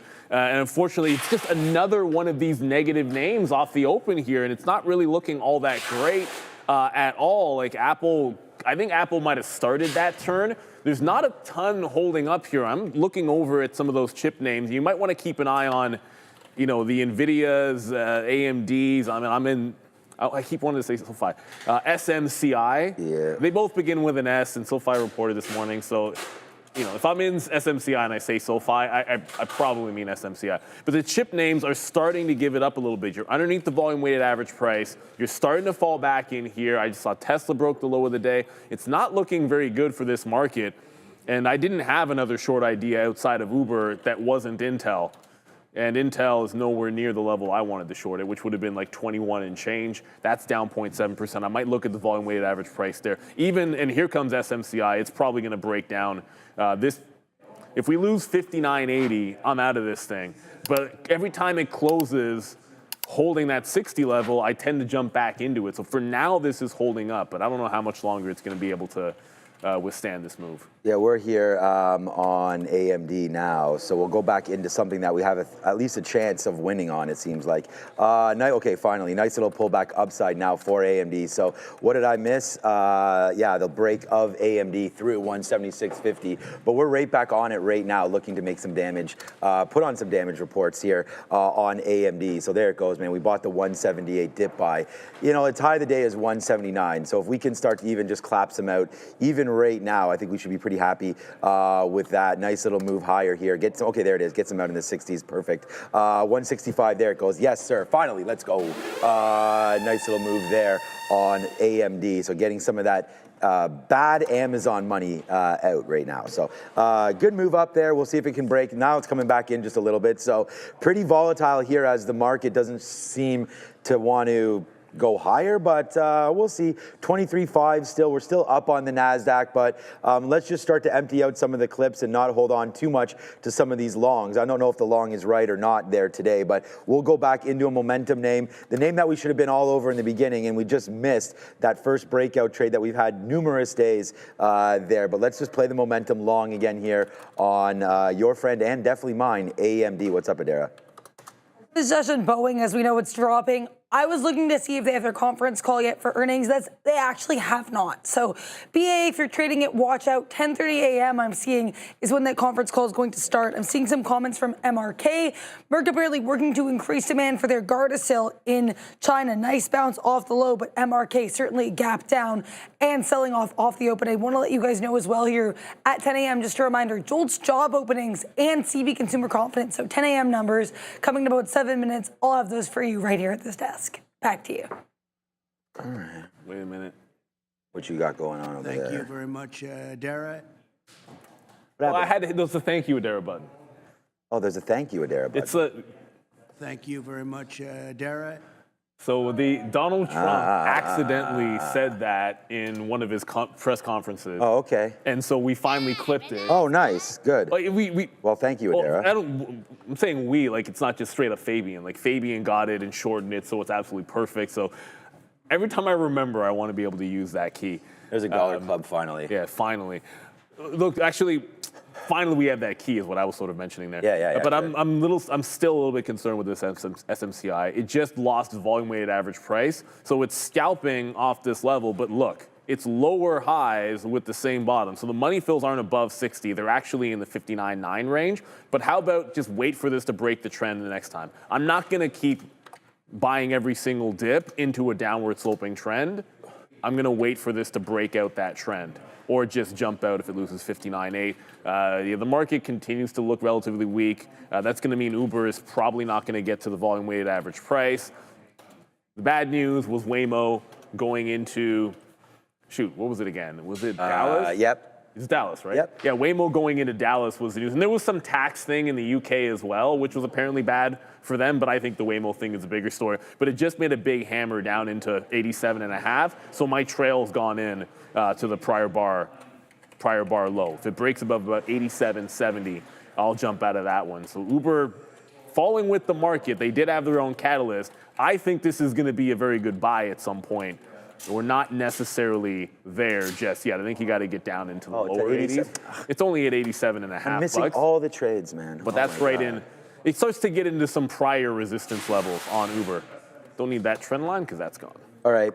I just want to show you guys what preparation means. You just got to take the trade. Shout out to whoever just messaged me right there. Look, there's Uber right there, 88 short. Should be 50 cents. I'm glad Neil has that. We don't. 176.50, that should be the long as well. So 2 banger trades there. There's the break on Amazon that we missed, and that broke our hearts right there. 234.30. That does not work out for that break, but the Uber short does, as does the AMD. The TQQs, we never got to that. I mean, we went long on them, but I'm still fine with the TQQ trade. That's I think we could actually even probably get back into this one. It didn't even get down to 90, so that 90 long kind of just squashed even to begin with. But look what's happening there with AMD now. We talked about like just trade with the momentum. So we were a little bit upset there, obviously not getting into it early, but we'll make it back. We don't make nearly as much money because it's not a break there, but yeah, nice move up. We have JOLTS job openings coming at 10 o'clock. If that's bad, watch out for this market to start to move around as we, there we go, I'll get some more out here at 2030s, there he goes. If it's a bad number, you know, that could signal Powell, again, trying to make some moves. So we'll wait to see if that comes through. And again, maybe a bad number, meaning JOLT openings. So we want to see some more, less openings than expected there, which would be maybe a tighter job market. So we'll wait to see if that's what we wind up getting, but that's only 3 minutes away now. AMD really starting to run. And then there goes, again, big, just another big trade alert right there for SoFi, over $1 in the money on that break. It's just crazy that we missed some of these easy trades. And I should have shorted, I mean, I'm glad Neil did. I don't know why I wasn't looking over there. Uber, that 88 break, I loved that break. It never even would have gone against anything right there. Now down 40 cents, so a good trade there. Uber breaking those levels. I really, really like that stock. Doing that move. So there it goes, 87.60. We should be short. Look, if anything, although I missed some of the trades, the confidence just keeps on getting higher because just because we missed them doesn't mean that you know, we're reading the board wrong. We just missed those trades. So yeah, so far so good there. As we continue, we're right back on that AMD tip now, $1.50 in the money. So can't complain about everything. But that was definitely a missed opportunity. All right, JOLTS coming out right now. What's expected? I'm just going to check out our own Trader TV research page right now to get that number. Expected 7.52 million. 7.52 million job openings expected for June. So we'll get that number in just a couple minutes. But there goes AMD, is now almost $2 in the money. So we got to be happy at least with that one. Yeah, good look at AMD. I just got trailed out of Uber. Where'd the position board go? Oh, the position board just disappeared. I just got trailed out of Uber. We just held the 320 level on Tesla, so I just jumped in. So there's your break of the 320. There's your higher low. This is it breaking the prior bar. Was able to get in at 50s and then at 60 something. So average price is 60. But if we lose 320 again, I'm going to jump out of the trade. And then we go back over just a quick update. Uber trailed out. There's your trend down. Broke the trend. Get out. Wait for the volume weighted average price, everybody. So let's see what happens. SMCI is trying to go. That is going to be a Nasdaq stock, of course. SMCI has now broken that trend, so I'm going to go back to buying it in front of the volume-weighted average price, which is a bit different from the 60 even that we've been going long. So SMCI going right back to trending higher like it was yesterday. Strength coming back into these markets. And don't forget, 180 break on NVIDIA could be coming into play pretty soon. 179 quarter is where it's at, 75 cents away. Don't mind being in a breakout trade, but I'll probably give NVIDIA a tight stop if it continues to make this power run. 1 minute till we get JOLTS. We could expect a little bit of volatility when that does happen, everybody. So just be very, very careful. Let's go to Adara to get that number. I just want to mention we actually did get some positive talk on Boeing that we don't have the conference call yet. CEO Kelly Ortberg speaking positively on CNBC. I also want to mention CSX. I don't have the chart up here. We're just waiting for numbers, but CSX on watch, seeing some speculation that Berkshire Hathaway might target them for a potential deal. So keep an eye on CSX as we await. Now, in just about 30 seconds, we'll get JOLTS job openings and CB consumer confidence. As Sean just mentioned there, JOLTS job openings, we're expecting forecast here 7.5 million versus 7.769 million previous. So we are expecting a drop from the previous number. Now, CB consumer confidence, we're expecting 96. That would be higher than the previous print of 93. About 10 seconds left here. These are really the only significant economic data prints of the day. We will get the 7-year note auction at 1 p.m. and the 2-year FRN auction at 11:30 a.m. So some auctions later. And we do now have, or we should now have this JOLTS job opening 7.437 million, a little bit below the forecast of 7.55 million. CB consumer confidence higher than expected, 97.2 versus 96 expected. So higher than expected CB consumer confidence, lower than expected JOLTS job openings. Here's the SPY. I'm trying to bounce a little bit here off of lows. Let's pull up the Nasdaq, see how that's doing in comparison. Looking pretty similar here. Here's Novo Nordisk. This is one of the biggest non-earnings movers this morning.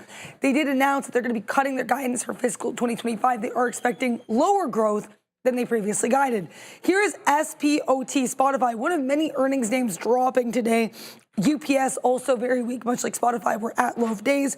UNH got down significantly as well. So lots of earnings weakness, though UNH trying to bounce a little bit here, guys. Back to you. Make sure to like and subscribe if you're enjoying the content. You can subscribe it. Thanks, Dara. Wow. I mean, look, we cried over spilled milk missing that AMD trade, but now, Neil, we have $2.50 in the money as it just goes off that 178, breaking through 180 like it didn't even exist. Right there. There it goes. So we're happy.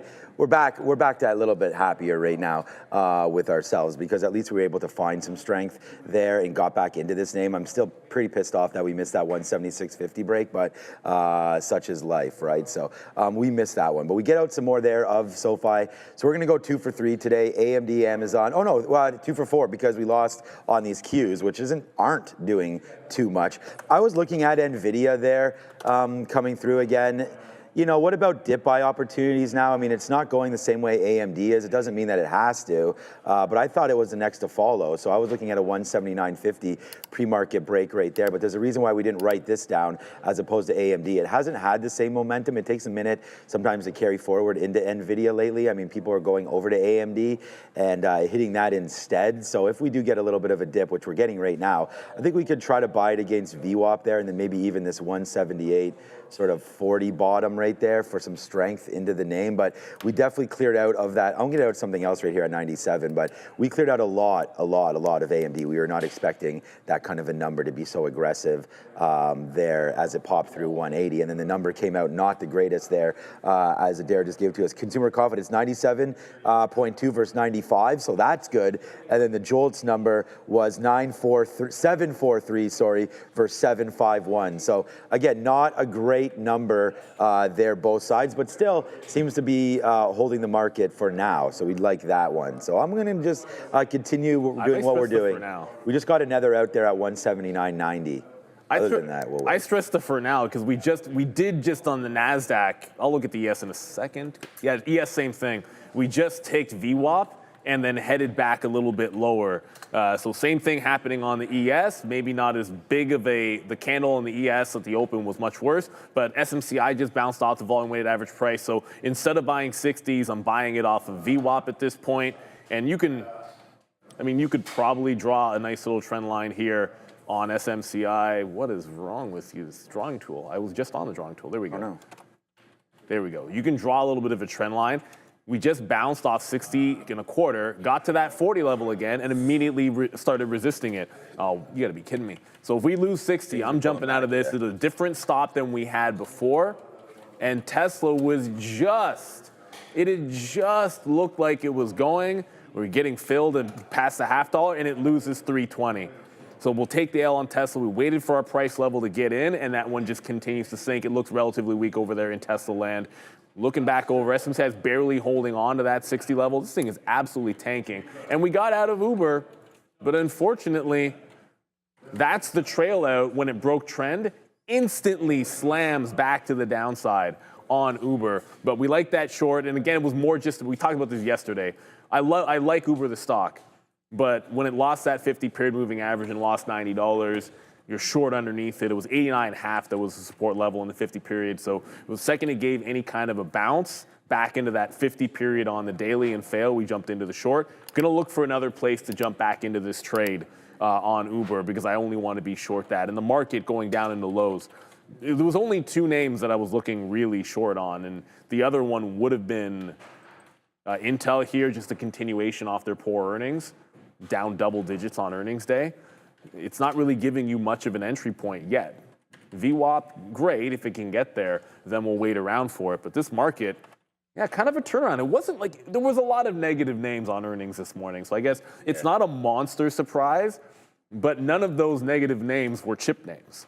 So I'm still thinking that should be where the constructive longs are going to be. So SMCI is holding on, and NVIDIA, I might not get 178 again. NVIDIA is making higher lows. So if it can continue to make higher lows, should jump into this. But then you're just dip buying more chips. But they're the strength at this point. So we miss, like I said, man, we get the easy trade, at least one easy trade there in SoFi. Miss the Uber and then miss the AMD. We can go back over to Amazon. I mean, this is where we lost today. And I thought Amazon was primed to go. I mean, heading into earnings there tomorrow or Thursday, thought Amazon did have a good chance to get going there. But there's the breakthrough. Now you're into some levels maybe where there could be some support. So it's just, do I want to go back to the well here with a beat up name that we've gotten beat up on? I don't know. All right, so we're getting more and more, like we're pretty light now on AMD. We were up to 10% before, and we've got more out. So now we're down to 7% left on AMD as it's coming in. So is NVIDIA right now. We're going to get out, I told you on that break right there. So if we break through 40, we're gone right now on NVIDIA. We only have one out, which was better than where we were in. So that was okay, but that was the 200 period moving average we sort of stopped on and then reversed lower off of that. So yeah, shout out to Charlie. I see you in the chat there. You went short the TQs. I mean, great. Or the Nasdaq, great little call there. Underneath VWAP, looking to break lower right now actually is this market. So I think it's probably a good call to continue on to that short. If you were short into the Nasdaq right now, the TQQs. Remember, we went long and got out. I mean, we were just trying it there off of 91. Once it broke, we got out. So took VWAP, took the 50 period, got out there. I'm surprised I actually didn't hold it until the 200, but pretty good that we did it. We saved ourselves about a dime there. But there it is, trying to go lower right now as you can see this market breaking. As we didn't get the greatest numbers in the world there, as we talked about. So consumer confidence slightly better, JOLTS slightly worse. So the market kind of just feeling a little bit, I don't know, a little bit of pullback coming in. We've been so hot for so long right now. We could check out what the DXY is maybe doing. That could be something that we want to have a quick look at. Normally we'll check out the VIX. That's probably going, oh no, actually, I guess the market's green today, so VIX right now 1.3% right now. Let's go to DXY just really quickly. The US dollar index right now I'm not sure, is this the market we want to look at? Yeah, probably. This is a 1 day, so there's that big move that we talked about yesterday. Looks like it's trying to continue itself again today. Let's go over to a 1 minute chart. Yeah, so as the market pulls back a little bit here, the dollar's starting to go to the upside. So we'll watch out for hopefully some dollar weakness that this market can bounce a little bit off. But right now, nice move higher here for the dollar. So that's the US dollar index right there. But, you know, sometimes, again, you know, depending on where these companies look, the market's not moving that major to like say the dollar's having an effect right now, but we're going to continue to watch out. I like the fact that NVIDIA strength maybe is coming back. We talked about, Neil mentioned there with the chip names, and you know, that's where I wanted to look as well. So we do dip buy into that. There goes NVIDIA, making my day back a little bit here right now. Buying some chip strength again. AMD and NVIDIA, the two strong ones for myself there today. What's up, Adara? Just keep an eye here on AAPL. I'm seeing apparently the company, unclear if this is a reporter announcement, but either way, I'm seeing a headline here. The company's going to be launching a foldable iPhone in 2026, creating a $65 billion market. Again, unclear the veracity of this or if this has been confirmed, but either way, Apple reportedly launching a foldable iPhone by 2026. We've heard reports of them planning this phone. This is the first time we've heard anything about an actual date. Guys, back to you. Okay, getting in the party with the foldable phones, but getting into the party in the super chat land is Ronnie Boy. Good. What's up, Ronnie Boy? You're in Spotify. It's 624.29. I like those numbers. Willie Mays, Jesse Barfield. For 100 shares, out 630, full position. We have a key. What? My stream deck? What happened? Okay, my stream deck is. Whoa, that's. What happened? Okay, my stream deck is really slow. Maybe it's my computer. Anyway, so I was. We'll hit the GOAT one for you because that's what happened. Thanks for putting Spot on the radar. That's what the watch list is all about. Yes. That's why we go through the rundown every single morning. And I didn't think we'd trade Spotify if it got to 620. I mean, I don't think it got close enough that I would have been in it. But at the end of the day, it's all about idea generation and being in the right stocks that are moving, because you can always find an opportunity in this market. Up, down, left, right, center, all that kind of stuff. I'm seeing something weird in Novo. Novo's down 20% and not moving. And there's an old saying, if it doesn't break the low, there's only one place it can go. This is riding the volume weighted average price. 20% down, and it is riding VWAP here. You've got to think that, let me just zoom in further. You've got to think that if it can break away, and I'm hoping it breaks up. It's always more fun if things go up than down.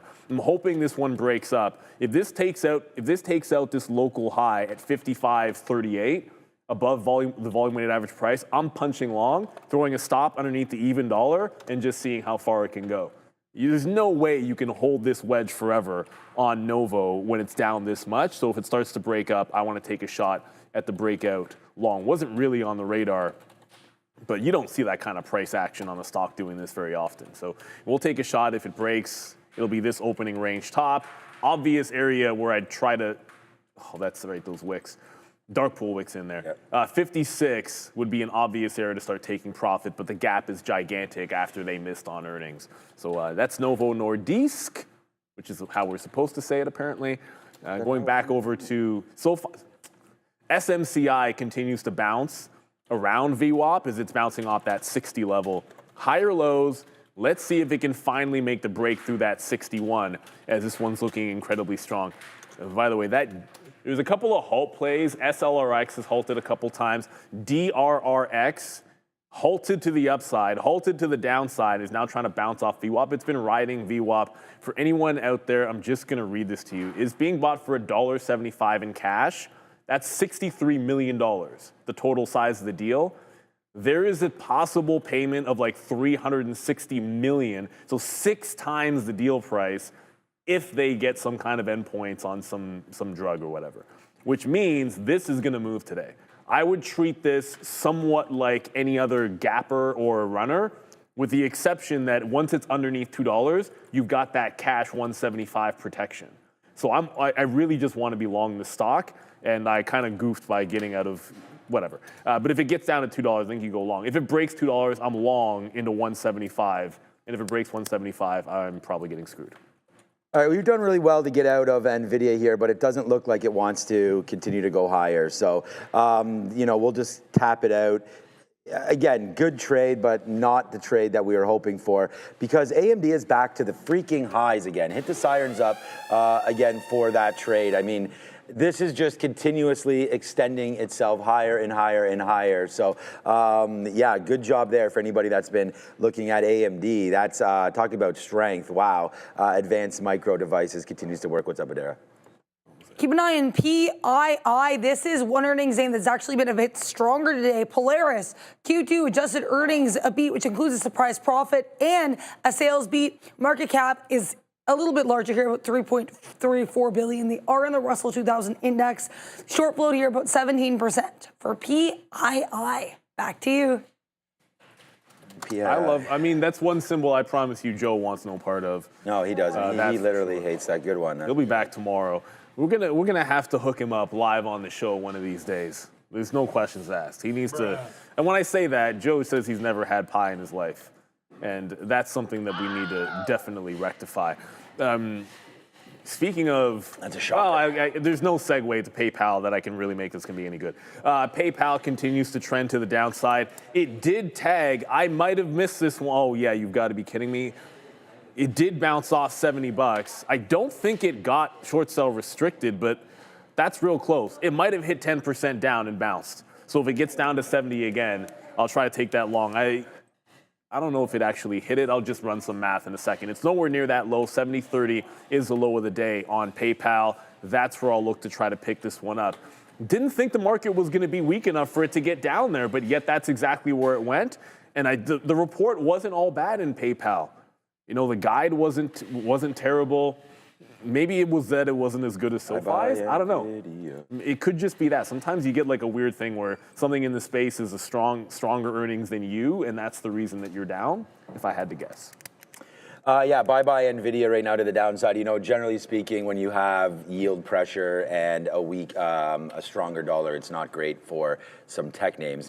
Seems to be okay for some bank names there as SoFi continues to stay hot right there. NVIDIA is a flat trade for us, unfortunately. Well, I mean, we'll flush down the last little bit there, but you know, we tried until eventually it didn't go. So that's, I mean, still, honestly, man, we made back some money here on AMD. I made back about half of what we lost on Amazon on AMD. So we just got that another move up there. So more outs here for AMD. SoFi $1, AMD $1.70 right there. But there's seasonality as well. You know, late July through to October. You know, generally we wait for that next earnings report season, but we still have big ones to come this week. So watch out for that Amazon. Oh yeah. I'm going to go over some of the earnings that are coming up very soon.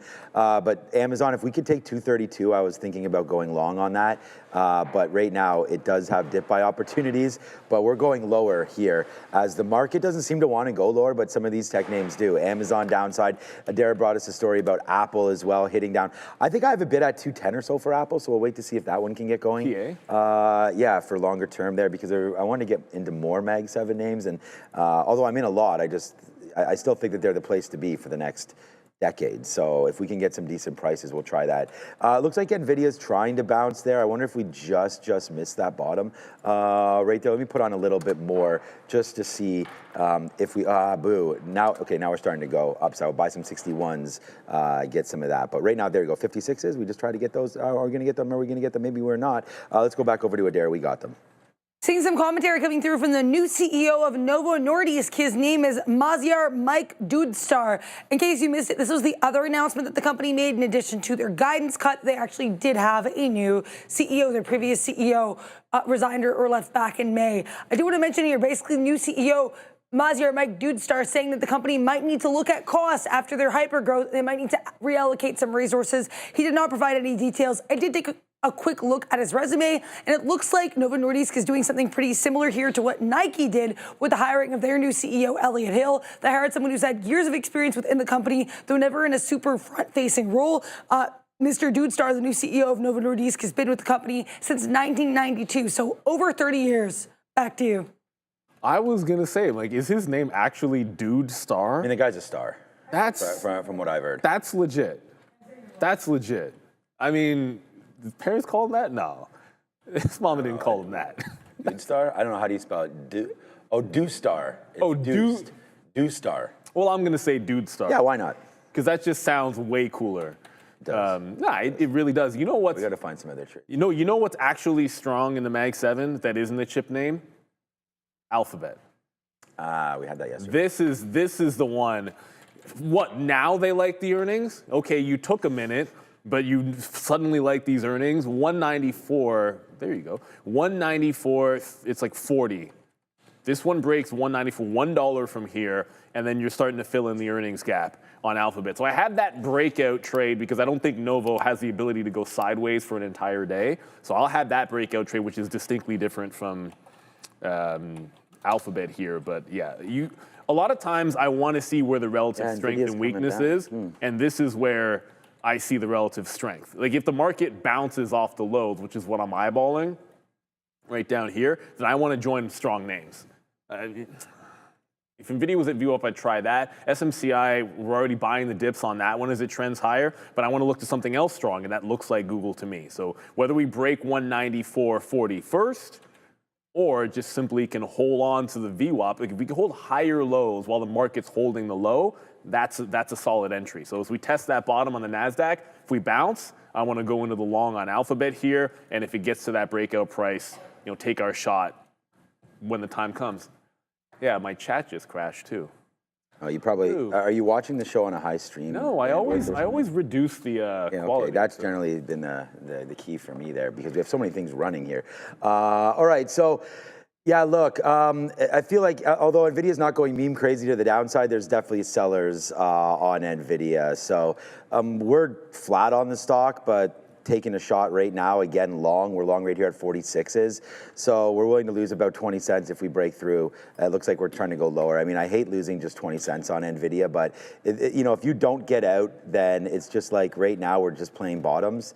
And it's like picking the bottom. If it doesn't hold this one, then we got to go for that. And it's just like, you can't just keep doing that story all the way down. We do hope for a break longer there. I'm going to get something out at 45 if it can get upside. Actually, 47s. I'm going to try to make a little flat right there, but it doesn't look like that's happening. So yeah, a lot of pressure happening right now for NVIDIA. It seems like it's not releasing itself, so it is straight downside right now for NVDA underneath VWAP. It just can't catch right now a bid. So we're gonna have to wait. Get up so I can get something. Oh, we were just at 47 and just got missed. Get it? Oh, we still didn't get filled. We're still not filled.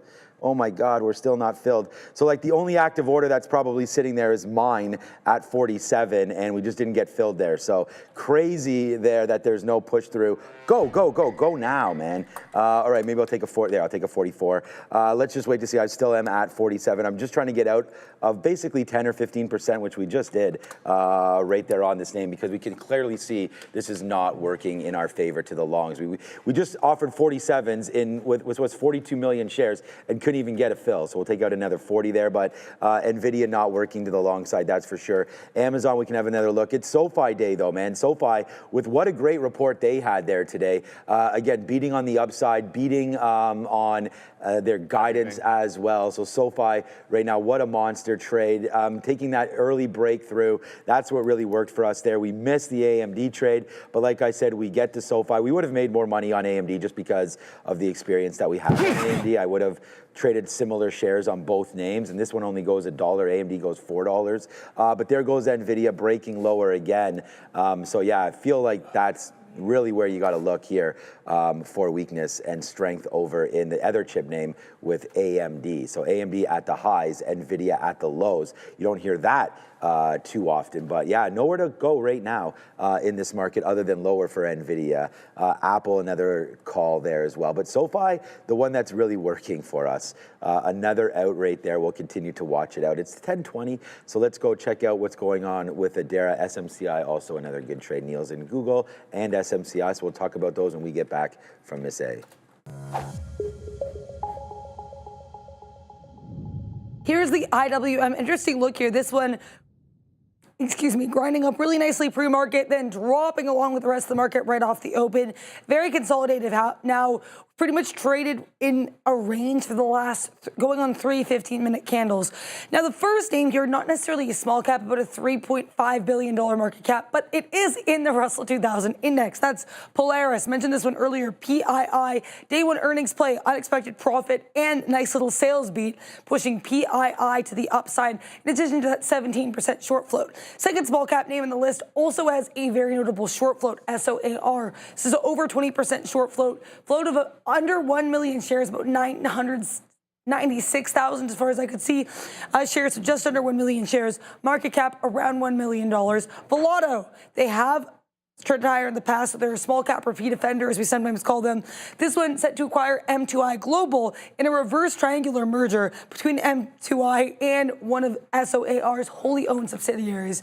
Last but not least, STAI. Scantech AI, by far right now looking the strongest of these, breaking to a new high of day, announcing that they're going to be offering technology through the TIPS contract it entered with Creek Source Consulting. Be sure to like and subscribe. Back to you. I'm very, look, I've looked at mergers ARBs for a long time. I don't even know what a reverse triangular merger is. It just sounds very, very cool, but overly complicated. So you want things to be simple. That doesn't sound simple at all. And that's why the finance bros make so much money, right? Because they can complicate a bunch of things. And they're trying to confuse fees, us. Make tons of fees and whatever. Do their Simpletons. So look, Alphabet just bounced, Google Alphabet just bounced off 193 with a bit of a weird wick into the volume weighted average price, but it was a little bit heavy on the way back up. It broke the prior bar, so the current bar actually opened at 193 and a quarter. That's where I got in. Resistance is obvious here at the $0.50, as you can see, and 94 is a big level on the daily. I think that's its own breakout if it can get there. I don't even know if it has the chance to do so. Novo is getting really close to that break. I'm just going to show you. Oops, I got to zoom that in. Novo's getting really close to that break. I'm just taking a break of the open range when it happens, and I'm throwing my stop just underneath the volume weighted average price. This looks like it's starting to gear up for a bit of a rebound play, like kind of like a dead cat bounce. That's the way I'm thinking of this. It's an SSR bounce as well. It's going to be as simple. If we don't get VWAP again, there's now the first trend line on SMCI, like it's already broken away from that, and you've got a bigger one looming and forming here to the upside. Yikes. If you go overnight, 61.5 was the level in the overnight market. Our thing only starts here at about 6 a.m., but 61.5 is a big spot. So if we lose that level, I jump out and go back into buying the dips on SMCI. All right, guys, trade the pool, swing trade programs. You can access up to $40,000 in buying power to trade real shares, not just CFDs. You can hold positions overnight, over the weekend, and enjoy limited risk thanks to a one-time evaluation fee. There are no monthly payments. There are no hidden costs. Take Mr. Vicente there, for example, as one of the trade the pool swing traders. He's locked in already $23,000 in profits. His top performer is NMAX. He shorted that from April 20th all the way into May 30th. Good trade, and pulled in over $6,700 worth of profits. Trade the Pool is giving swing traders the tools, the time, and the capital to thrive. Please scan the QR code on your screen right now to enjoy that 10% off. So I think that's, if you're interested in it, we had Mitch on earlier, go check out Trade the Pool, do your own research, have a look into them, and see if you're interested in joining a prop type experience there with many different opportunities based on your likes. So go check out Trade the Pool right now. So, all right, yeah, just waiting around here for a couple more things to pop through. We did talk about what to expect, and here's our events calendar. You can go get this at tradertv.live at Trader TV Research right now with economic data all coming through. There's the number for Friday. Oh, we don't have, Friday does have the tariff? No. Friday is jobs. So we'll wait. We'll get that up there as well. But coming through tonight is where we look for Visa post-market. Starbucks join myself and Adara tonight as we'll go over all that bookings as well. This morning, SoFi big trade alert. We talked about sort of the downside. We haven't looked at UPS, but Merck this morning as well with a downside play. Spotify rarely goes down on earnings, but today is one of those days where Spotify get to the downside. We'll have a quick check on them. PayPal flirting with that $70 mark as well. Tilray was down 15%, so some of these weed names continue to be a problem. That's for sure. It bounced. Oh, did it bounce? Okay. It's only down 13. Only down 13% right now. Okay, so not too bad there. But we'll look for big names coming through. So what's happening right now in the Nasdaq will definitely have a different feel tomorrow and into Thursday, Friday. Again, as we have on the 30th is the rate cut, which won't be happening. So it will be a flat moment there. We'll trade that, of course, live here. Make sure you join us every single rate cut day. Well, every single day, but it's exciting here because we'll have it live for you. We'll have the Q&As, and Darryl will be glued to the listening of the questioning and answer period. And then Neil and I will try to figure out exactly what's being talked about and how we would analyze those plays. In September, we had Mitch on this morning. Yep. He says he doesn't expect a cut in September.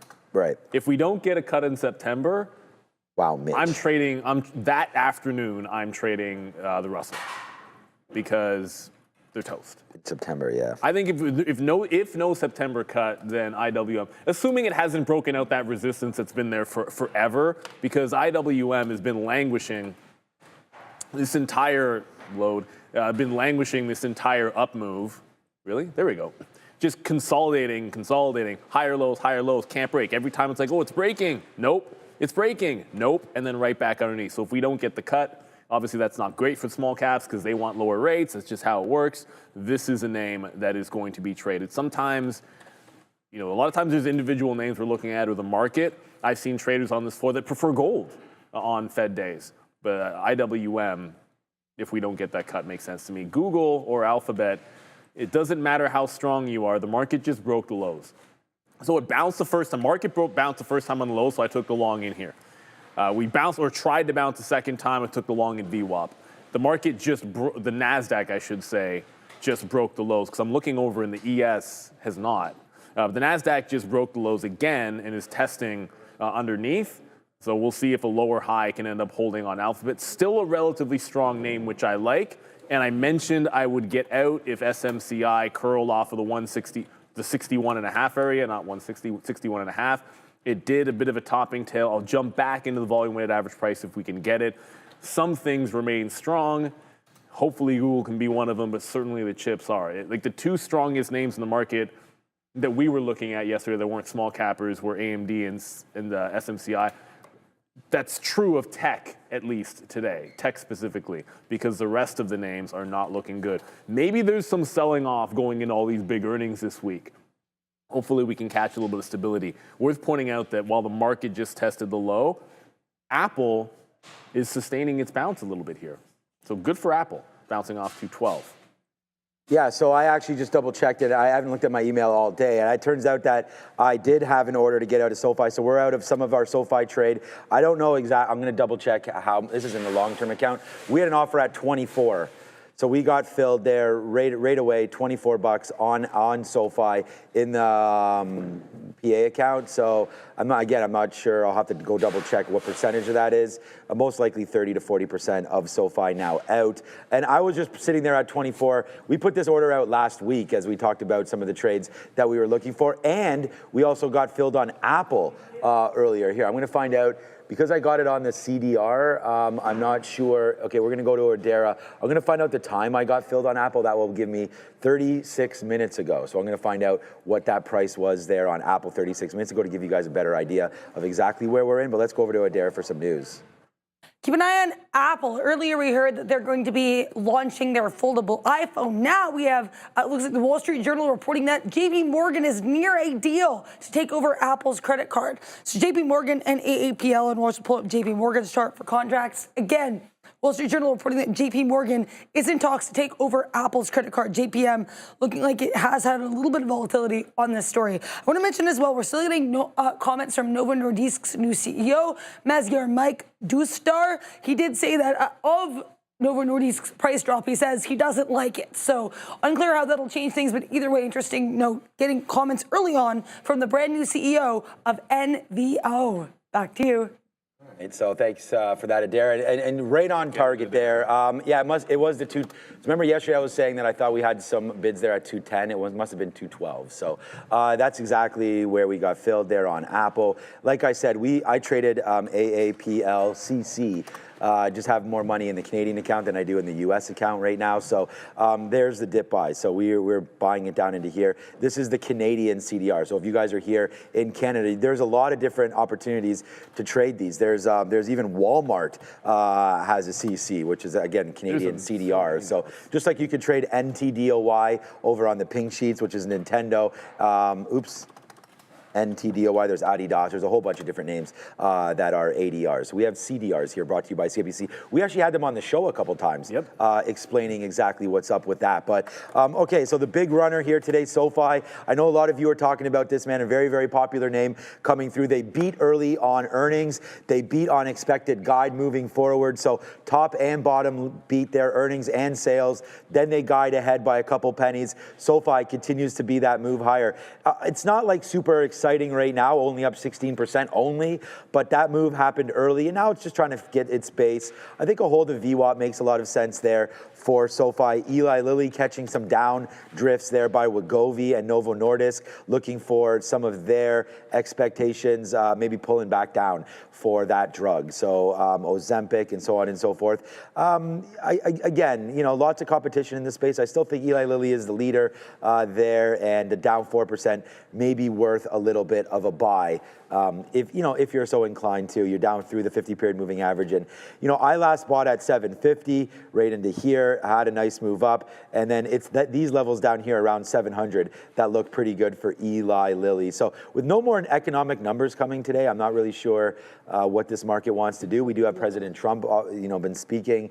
He'll be speaking later, I assume, as well. So that could always move around. You know, no real bump up yesterday from that EU deal. No. And today it's kind of flat again. So although the Nasdaq still remains higher, man, the story's still intact. You know what's interesting? Rates haven't changed. Is that when you see the when I was thinking about that PayPal move to the downside, Jamie Dimon from JP Morgan, he was talking more about the free banking rule, and he doubled down on talking about how much waste there is with all the extra pings that they're getting from all these middlemen, because it's like it was over 80% of the pings that they're getting for data requests don't even involve their customers making a transaction, and they go, that's wasted, and it's mostly because of Plaid. Like half of it was Plaid, but obviously other of the fintech names. So this whole pay for data thing, he's doubling down on that, and that could happen. That you could see a change, and it would be effect that it's going to affect different fintech names, like Affirm. It's not going to have the same effect as like a PayPal. It's not going to have the same effect as Plaid, but they could all be paying a little bit of extra money for the data, which they do absolutely need. So just keep an eye on that, because maybe that's weighing a little bit on some fintech names that are not SoFi. As we go over to Adara, it's 10:30. Already. And I look up, and Bitcoin is exactly at 118. It's always at 118. Yeah, get going.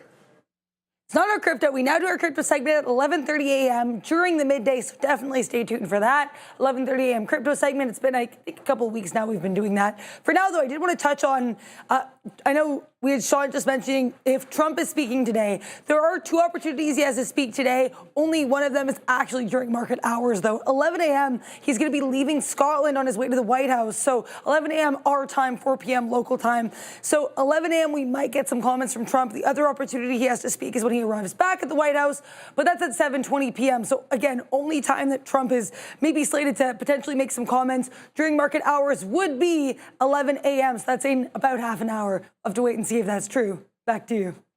You learn something new every day. Both Neil and I had no idea that 10:30 was not the crypto moment there, but our bad. On that, so I was like, oh, we got to throw to crypto right there. But look what's happening with AMD right now. The slapper is in the building. They're $3 now for advanced micro devices as it just keeps on. Just breaks through 181. Wow, can anything stop this name? I'm going to say no. Good trading there for AMD. Wow, I mean, we missed that 176.50, but trying not to cry over spilled milk. There it goes. We got back into it. My number one stock, and thankfully there for advanced micro devices, as it's working out for right now. But Neil's got something to say, so listen up. Yeah, listen up, everybody. The first month is still free at eSignal. How long can you possibly get this deal? We don't know, but you should take advantage of it. Why? Because this platform allows you to trade smarter, test your ideas out before you implement them by back testing, reliable, customizable charting platform with the ability to execute trades in real time with multiple brokers. So over 30 brokers that you can connect to. You're going to have level 2 access. You can watch the quotes as they stream through. And again, it's really just about the reliability. We never really see them go down. I can't remember the last time they went down. Our internet will go down, and obviously you have to be able to connect. But that's about the only thing that we ever have to worry about. And at the end of the day, it's a month free. So if you don't like it, you don't keep it. If it does help your trading, then great, fantastic, and good luck to you. But as far as I can tell, there's never really a downside to having more tools at your disposal to try to refine your trading strategies. And I think eSignal is a fantastic platform for that. Scan the QR code you see out in front of you right now, and take advantage of 1 month free over at eSignal. We want to shout out to them.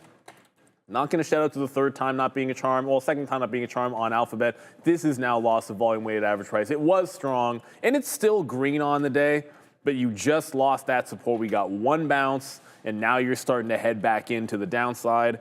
I mean, now we'll go back over, let's see what SMCI is doing.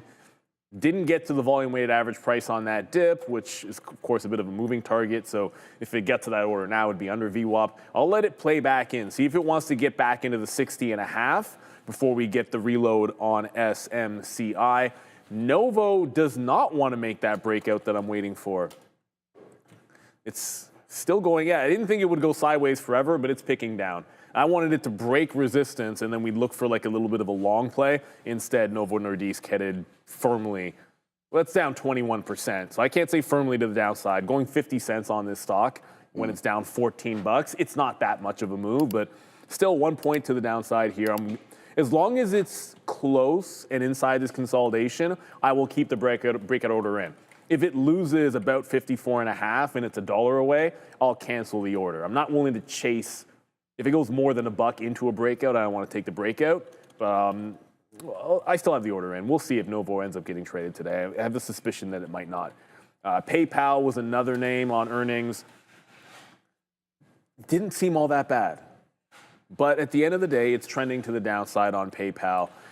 And unfortunately, as I said, maybe there's some rub off on some of the fintech names, just the payment processors getting dinged by Jamie Dimon's comments, or maybe I'm just reading too much into that and thinking for a reason for this to be down 9% when the earnings didn't feel that bad. That said, $70 is still the area that I want to wait for the bounce. We're not there just yet, so I guess we got to be patient with it. And Gurov in the chat, you were right about this. I know we've been mentioning basically AMD and SMCI, but they're not alone. Micron's having a very good day as well.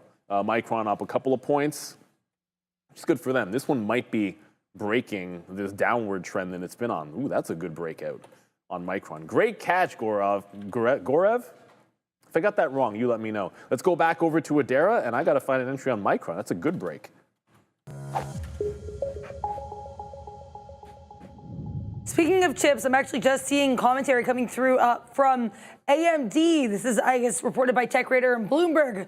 CEO Lisa Su of AMD apparently saying that the chips made at TSM's or Taiwan Semi's U.S. plant are going to cost about 5 to 20% more than those made in Taiwan, but she's also calling it a necessary trade-off to improve their supply chain resiliency. They're also expecting the first U.S.-made chips later this year. We also have some commentary coming from Boeing CEO Kelly Ortberg, saying that apparently the company has reduced its travel to work by 50% and that their 7779 model will be certified next year by 2026. So some seemingly optimistic commentary coming from the Boeing's earnings call. Let's take a look at this sector board, which is a little bit influenced by earnings today. We do have UPS dragging out the transportation sector along with Uber. Uber not down on earnings, though. Uber's actually dropping lower. After we did have Waymo now expanding with Dallas, except they're not partnering with Uber, they're partnering with Avis this time. Keep an eye on health services, UNH, another earnings name. Very weak, though it's not really impacting the rest of its sector. Distribution to the downside, utilities red, consumer non-durables red, health technologies red, green, except for two sympathy plays. We do have Eli Lilly to the downside after that Novo Nordisk guidance cut, MRK down here on earnings. Finance a little bit mixed. We do have technology services pretty much flat across the board, though. Cadence Design up 10% almost on earnings. And then we have electronic technology. This is really being led by these chip names, NVIDIA, Broadcom, AMD strong. Apple, despite a couple interesting catalysts, including a foldable iPhone launch, relatively red, where Boeing is down on earnings day one. Back to you.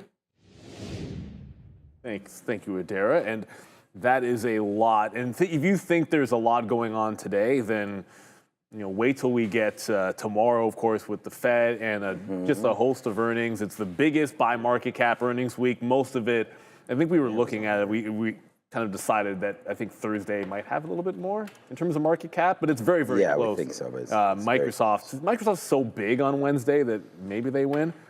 That said, I'm going to change the plan of action on PayPal because this is an all-morning trend to the downside. So instead of waiting for 70, I was eyeballing it. I'm like, holy, really? Since the pre-market, it's held the exact same trend line, and now it's consolidating right at the bottom with a 71.20 low.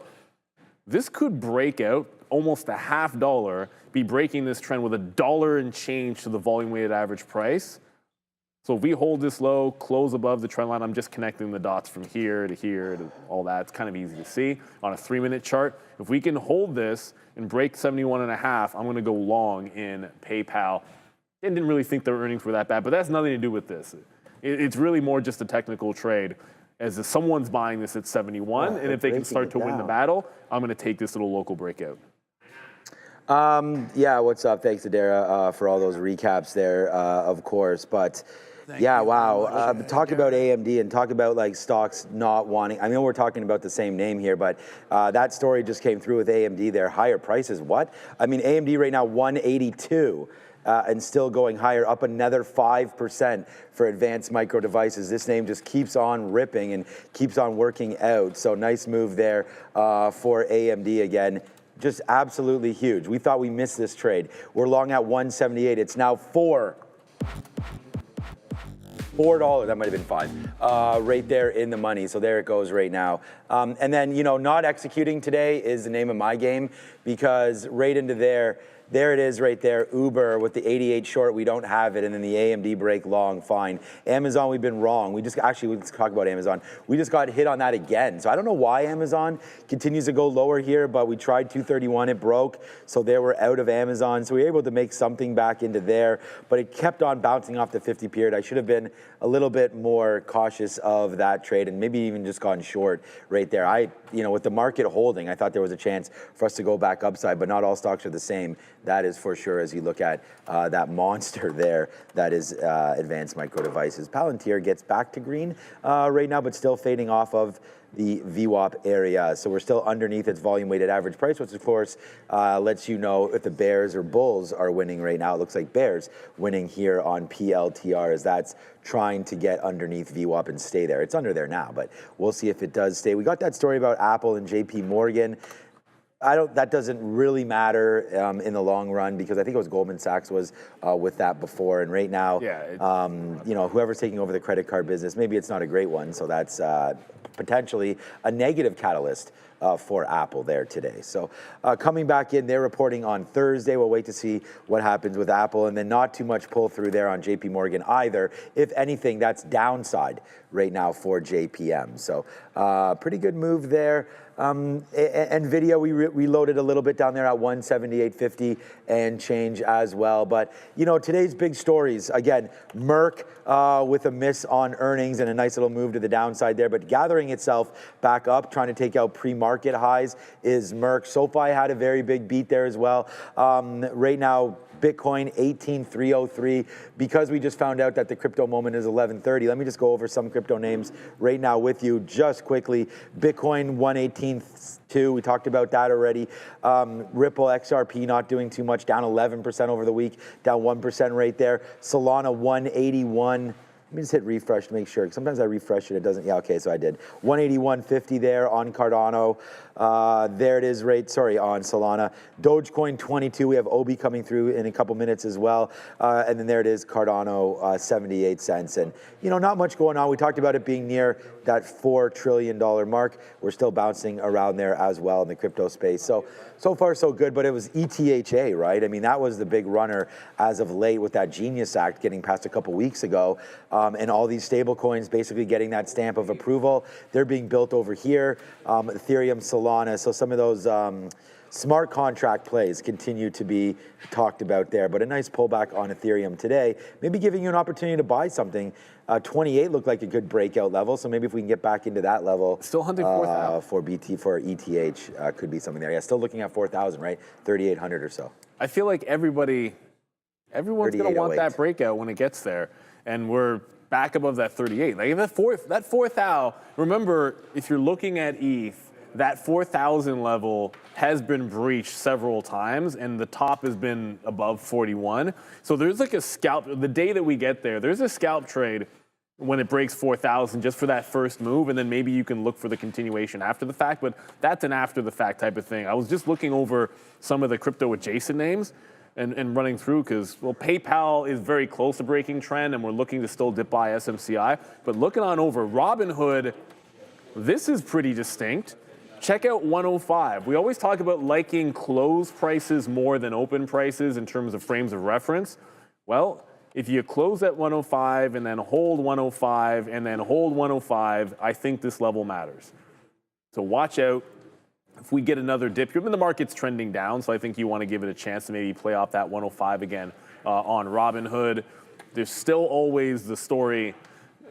This could have some pull-up. It's getting a bit of a bounce maybe because SoFi has been strong. But this is down today, down 0.5% into a market that's very slightly up. So there's still that sort of how far this is run and not getting the S&P 500. But fintech has been hot, and when they catch a bottom, I think you want to respect it. And I like the fact that it's holding the 105. This could be headed right back for another test of its all-time high. But for first things first, look for that 105 level. All right, now PayPal, which had those earnings, disappointment.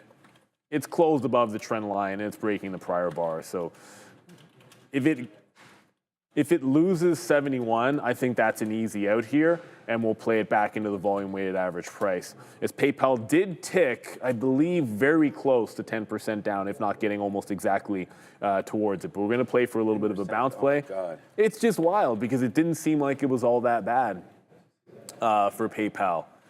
If you looked at their full year 25 guidance, it beat. The estimate was like 509, and it was like 515 to 530. Like that, like the midpoint there is like 22. That was a solid beat to me.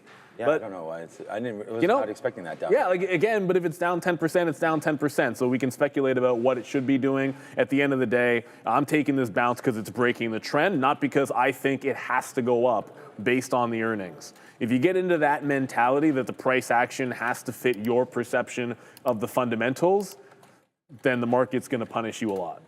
Let's be real. Because what would you have done with Google the last couple of days? You'd be going along like every single day, and it would have been frustrating for you. So you got to find the opportunities out there. This is hopefully a dead cat bounce. What the hell's going on with Fannie Mae? I shouldn't use that term. What the heck? Yeah, Fannie Mae and Freddie Mac just continue to rip like this. I haven't traded this at all today. Just straight upside right now on Fannie Mae right now. I checked. I didn't see anything, so we'll wait to see what's going on. But there goes Fannie Mae straight up. 20% right now to the north side goes Fannie. You can check out its brother Freddie right there as well. Same kind of a reaction play right now to Fannie and to Freddie. So, we've talked about, President Trump has talked about releasing some of these back in as an equity out of the public hands. So we'll wait to see what happens with Fannie Mae and Freddie Mac. But right now, of course, as soon as I talk about it, it looks like it's trying to pull back. But straight up 18% today, Fannie Mae. Nice move. So wowzers on that one. If you are trying to buy a dip there, Amazon, I mean, again, I like the stock, but we are ahead of earnings right now. There goes NVIDIA, by the way, just got smoked to the downside, breaking 178. We tried it again right there. Quick hitters, though, right? There goes breaking through. 178 goes for NVIDIA. So with 10 minutes minutes left. We'll get to money talks, I guess, in a couple seconds. But right now, there goes NVIDIA to the downside. Fannie Mae is the one that I'm interested in to find out what's going on with that. But again, watch out. It's a over-the-counter over-the-counter stock there, OTC markets, over with pink sheets. So your broker may or may not have access, most likely does. Watch out there, Fannie Mae up 18%.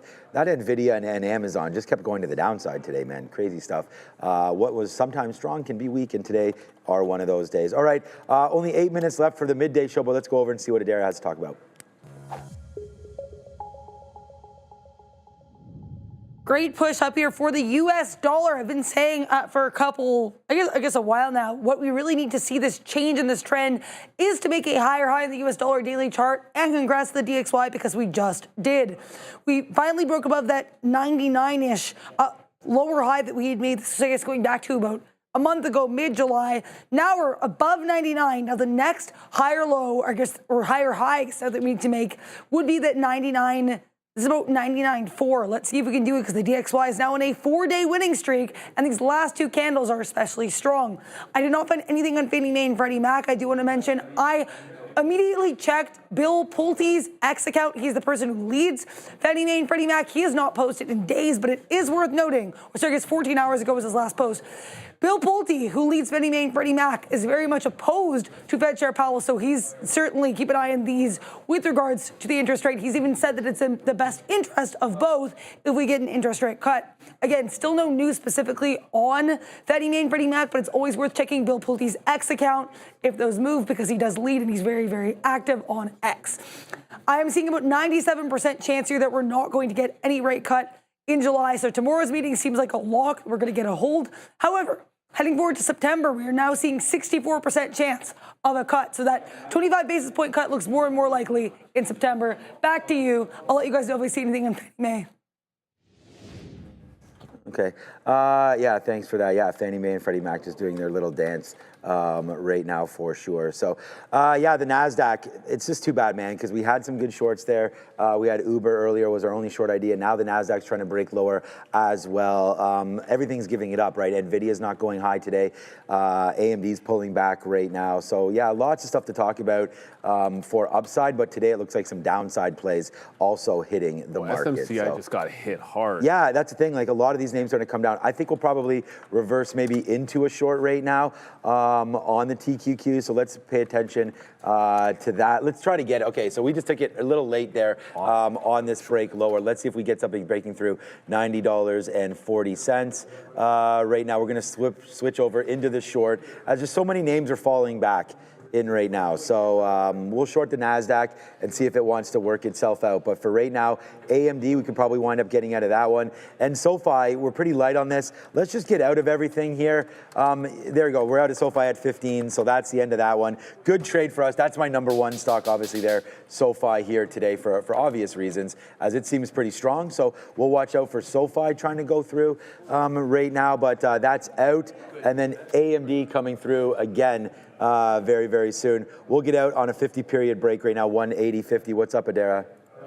I just want to let you guys know we did this move down in the market, breaking a new low. This does look a little bit technical, but it's worth noting as well. We did just have some commentary coming from the chief economist of the IMF, or the International Monetary Fund, saying that there's little chance of fixing the U.S. trade deficit via tariffs. Well, we know that that is one of the primary reasons President Donald Trump has given for putting these tariffs in place in the first place. So basically, again, just to recap, IMF chief economist saying that, contrary to the opinion here of the administration, there's actually very little chance of fixing the trade deficit using tariffs. Back to you. So just thank you very much, Adara. Just as that was happening, I looked over and I'm like, what can I short that wasn't part of the plan? And the only thing that came to mind was, let me pull up Intel, because it's not strong with the rest of the chips in the first place. It had these wicks, the pre-market low, $20.67. So I just instantly punch short because I can risk to that high. So that's the plan. Risk to these wick highs and then see if this one can get underneath VWAP, back down into the low of the day. It gives me something which fundamentally is weak, but if the market continues to fall, I can join part of the party. What's interesting is right when the market was making that breakdown, that was the moment that PayPal started to work back after that trend break. So this is a little bit different. There's your trend break. I'm trying to get it to go to the volume weighted average price. My next offer is at the 72 level, and then at VWAP, if this one can continue to show some pep in its step after a disappointing move on those earnings. Dom says, are we buying Novo? I was only willing to buy Novo on momentum.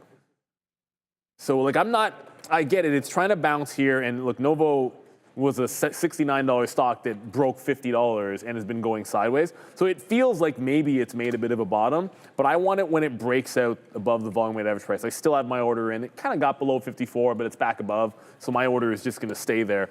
I'm going to take that breakout when it happens. And when it comes to the long term, all I got to say for Novo is on the weekly chart, it's mind-boggling to me, but when this whole GLP race started back in, it really started going in late 2022, it's almost back to the bottoms from back then. Like if you pull up a chart of Eli Lilly, kind of eyeball that same place like October on that chart, like Eli Lilly was in the 300s. It's still at 770. Novo's all the way back. So I get it, everyone is trying to catch a bottom, but the only chart that comes to mind, the first thing I thought about is this reminds me of NVIDIA and SMCI. When SMCI gave everything back and NVIDIA was just fine on the dip, that's what these two felt like. And which one was it better to be in on the dip? A lot more comfortable being in NVIDIA until SMCI showed some better signs of life. So that's the parallel that I'm going to be thinking about. It is crazy to me that it's gotten this bad for Novo, but this is exactly why momentum matters. And forget about momentum. This is why best of breed matters. Right. Momentum matters too, but this is why best of breed matters, I think, a heck of a lot more. And sometimes it's a small deal, like battling between Palo Alto and, say, CrowdStrike. And other times it's a monster deal. If you've been holding on to Novo thinking it's going to catch up relative to Eli Lilly, you've just been getting continually punished. Maybe we catch a bounce, but it'll be a dead cat bounce. The winner in this space is being determined every single day, and the price action is telling you who it is. Are we listening is the real question. What is the answer to that question? It's Eli Lilly, man. No, I know. I just wanted to see when they were reporting. Candidly speaking, I own shares of Eli Lilly is my biggest non-tech holding, so I should say that because clearly that rant is self-serving. Well, yeah, but I mean it's true. But I do believe it. That's ridiculous what Novo has done. Yep. Ridiculous. Yep, agreed. Okay, so right now, I just want to see Eli Lilly does report in 9 days on Thursday, August the 7th. So we'll see if they're also suffering a similar fate there with Ozempic or whatever their drug is there, and obviously getting hit today, as Neil just mentioned. I just want to double check when their report was imminent, and it's 9 days, so we still have a little bit of time on that one. We shorted the Qs and were able to get something out right there, so we were short. This is our price, 20s. Our best fill is 11s right there. We'll see if it can come back in. I was going to give this up to basically the 50-period moving average. We really, ever since we broke this, it's been downside right now, so I don't know, trying to play some momentum. We've gotten hit. They're trying to go long on NVIDIA. That's downside. We got hit trying to go long on Amazon. That's been downside. We bought in our PA today. By the way, Sharif, we bought some more Apple in our portfolio today down here at 212 just before earnings. We made a play on Marvell just before earnings as well. That turned out okay, although it bled through about 5% against us. Now all the way back up to the upside. We're long Marvell. 65s, I think it was. Yeah, it must have been there, 65. Yeah, right into here. And then earnings happened, and we went down into 60, right? And then now up, okay? So Marvell's still working out for us there. A name that we hadn't looked at today, although it's 11 o'clock right now, Big Bear AI. I know Sharif and, I was about to say Joe, but it's Obi today, will be on this tip with Big Bear AI and some of the low float names. But yeah, man, we got out of AMD right there as that fell through, so we're out of that one. We're out of SoFi. So my only two winners today, we'll go 50-50, but be red on the day, pending, of course, this Q's position. But SoFi was a winner, AMD was a winner, the big loser, and we lost more on Amazon than we won on our biggest winner, which was AMD. So down today, Amazon continues to make that move lower as well. So, that's what it is right here. Anything you want to talk about before we get going there? No? Oh, I did want to mention, well, there were a couple of things I was going to mention. One, someone just said UNH is starting to go, so I pulled that one up. That's Okay. looking relatively strong. But it's Google. As the market is bouncing off the lows, Alphabet is about to break the high. Yeah, some of these stocks So are- yeah, that was a failed dip into the volume weighted average price. VWAP's just a line on a chart. It doesn't always hold. And ultimately, the fail would be that it's holding the trend. This is holding the trend from the open. So that means regardless of the result of the last dip buy, I'm going to buy back into this trend on Google. This is your strong non-chip Mag 7. Well, your strong tech name that isn't, it's a strong name that's not fintech or like a chip. So super good day for Alphabet, but I wish I was still in it. I'll be buying the dip into 193, which happens to be the volume weighted average price. We'll be back at 2 o'clock, but you got oh boy, Obi. Oh boy. And the professor. Go get him, gentlemen. Yeah. Oh, we didn't. That's we didn't do what's for lunch. Let's Yeah. go figure it out later. Yeah, we'll see what it is. Let the boys do it. I don't recall seeing the menu.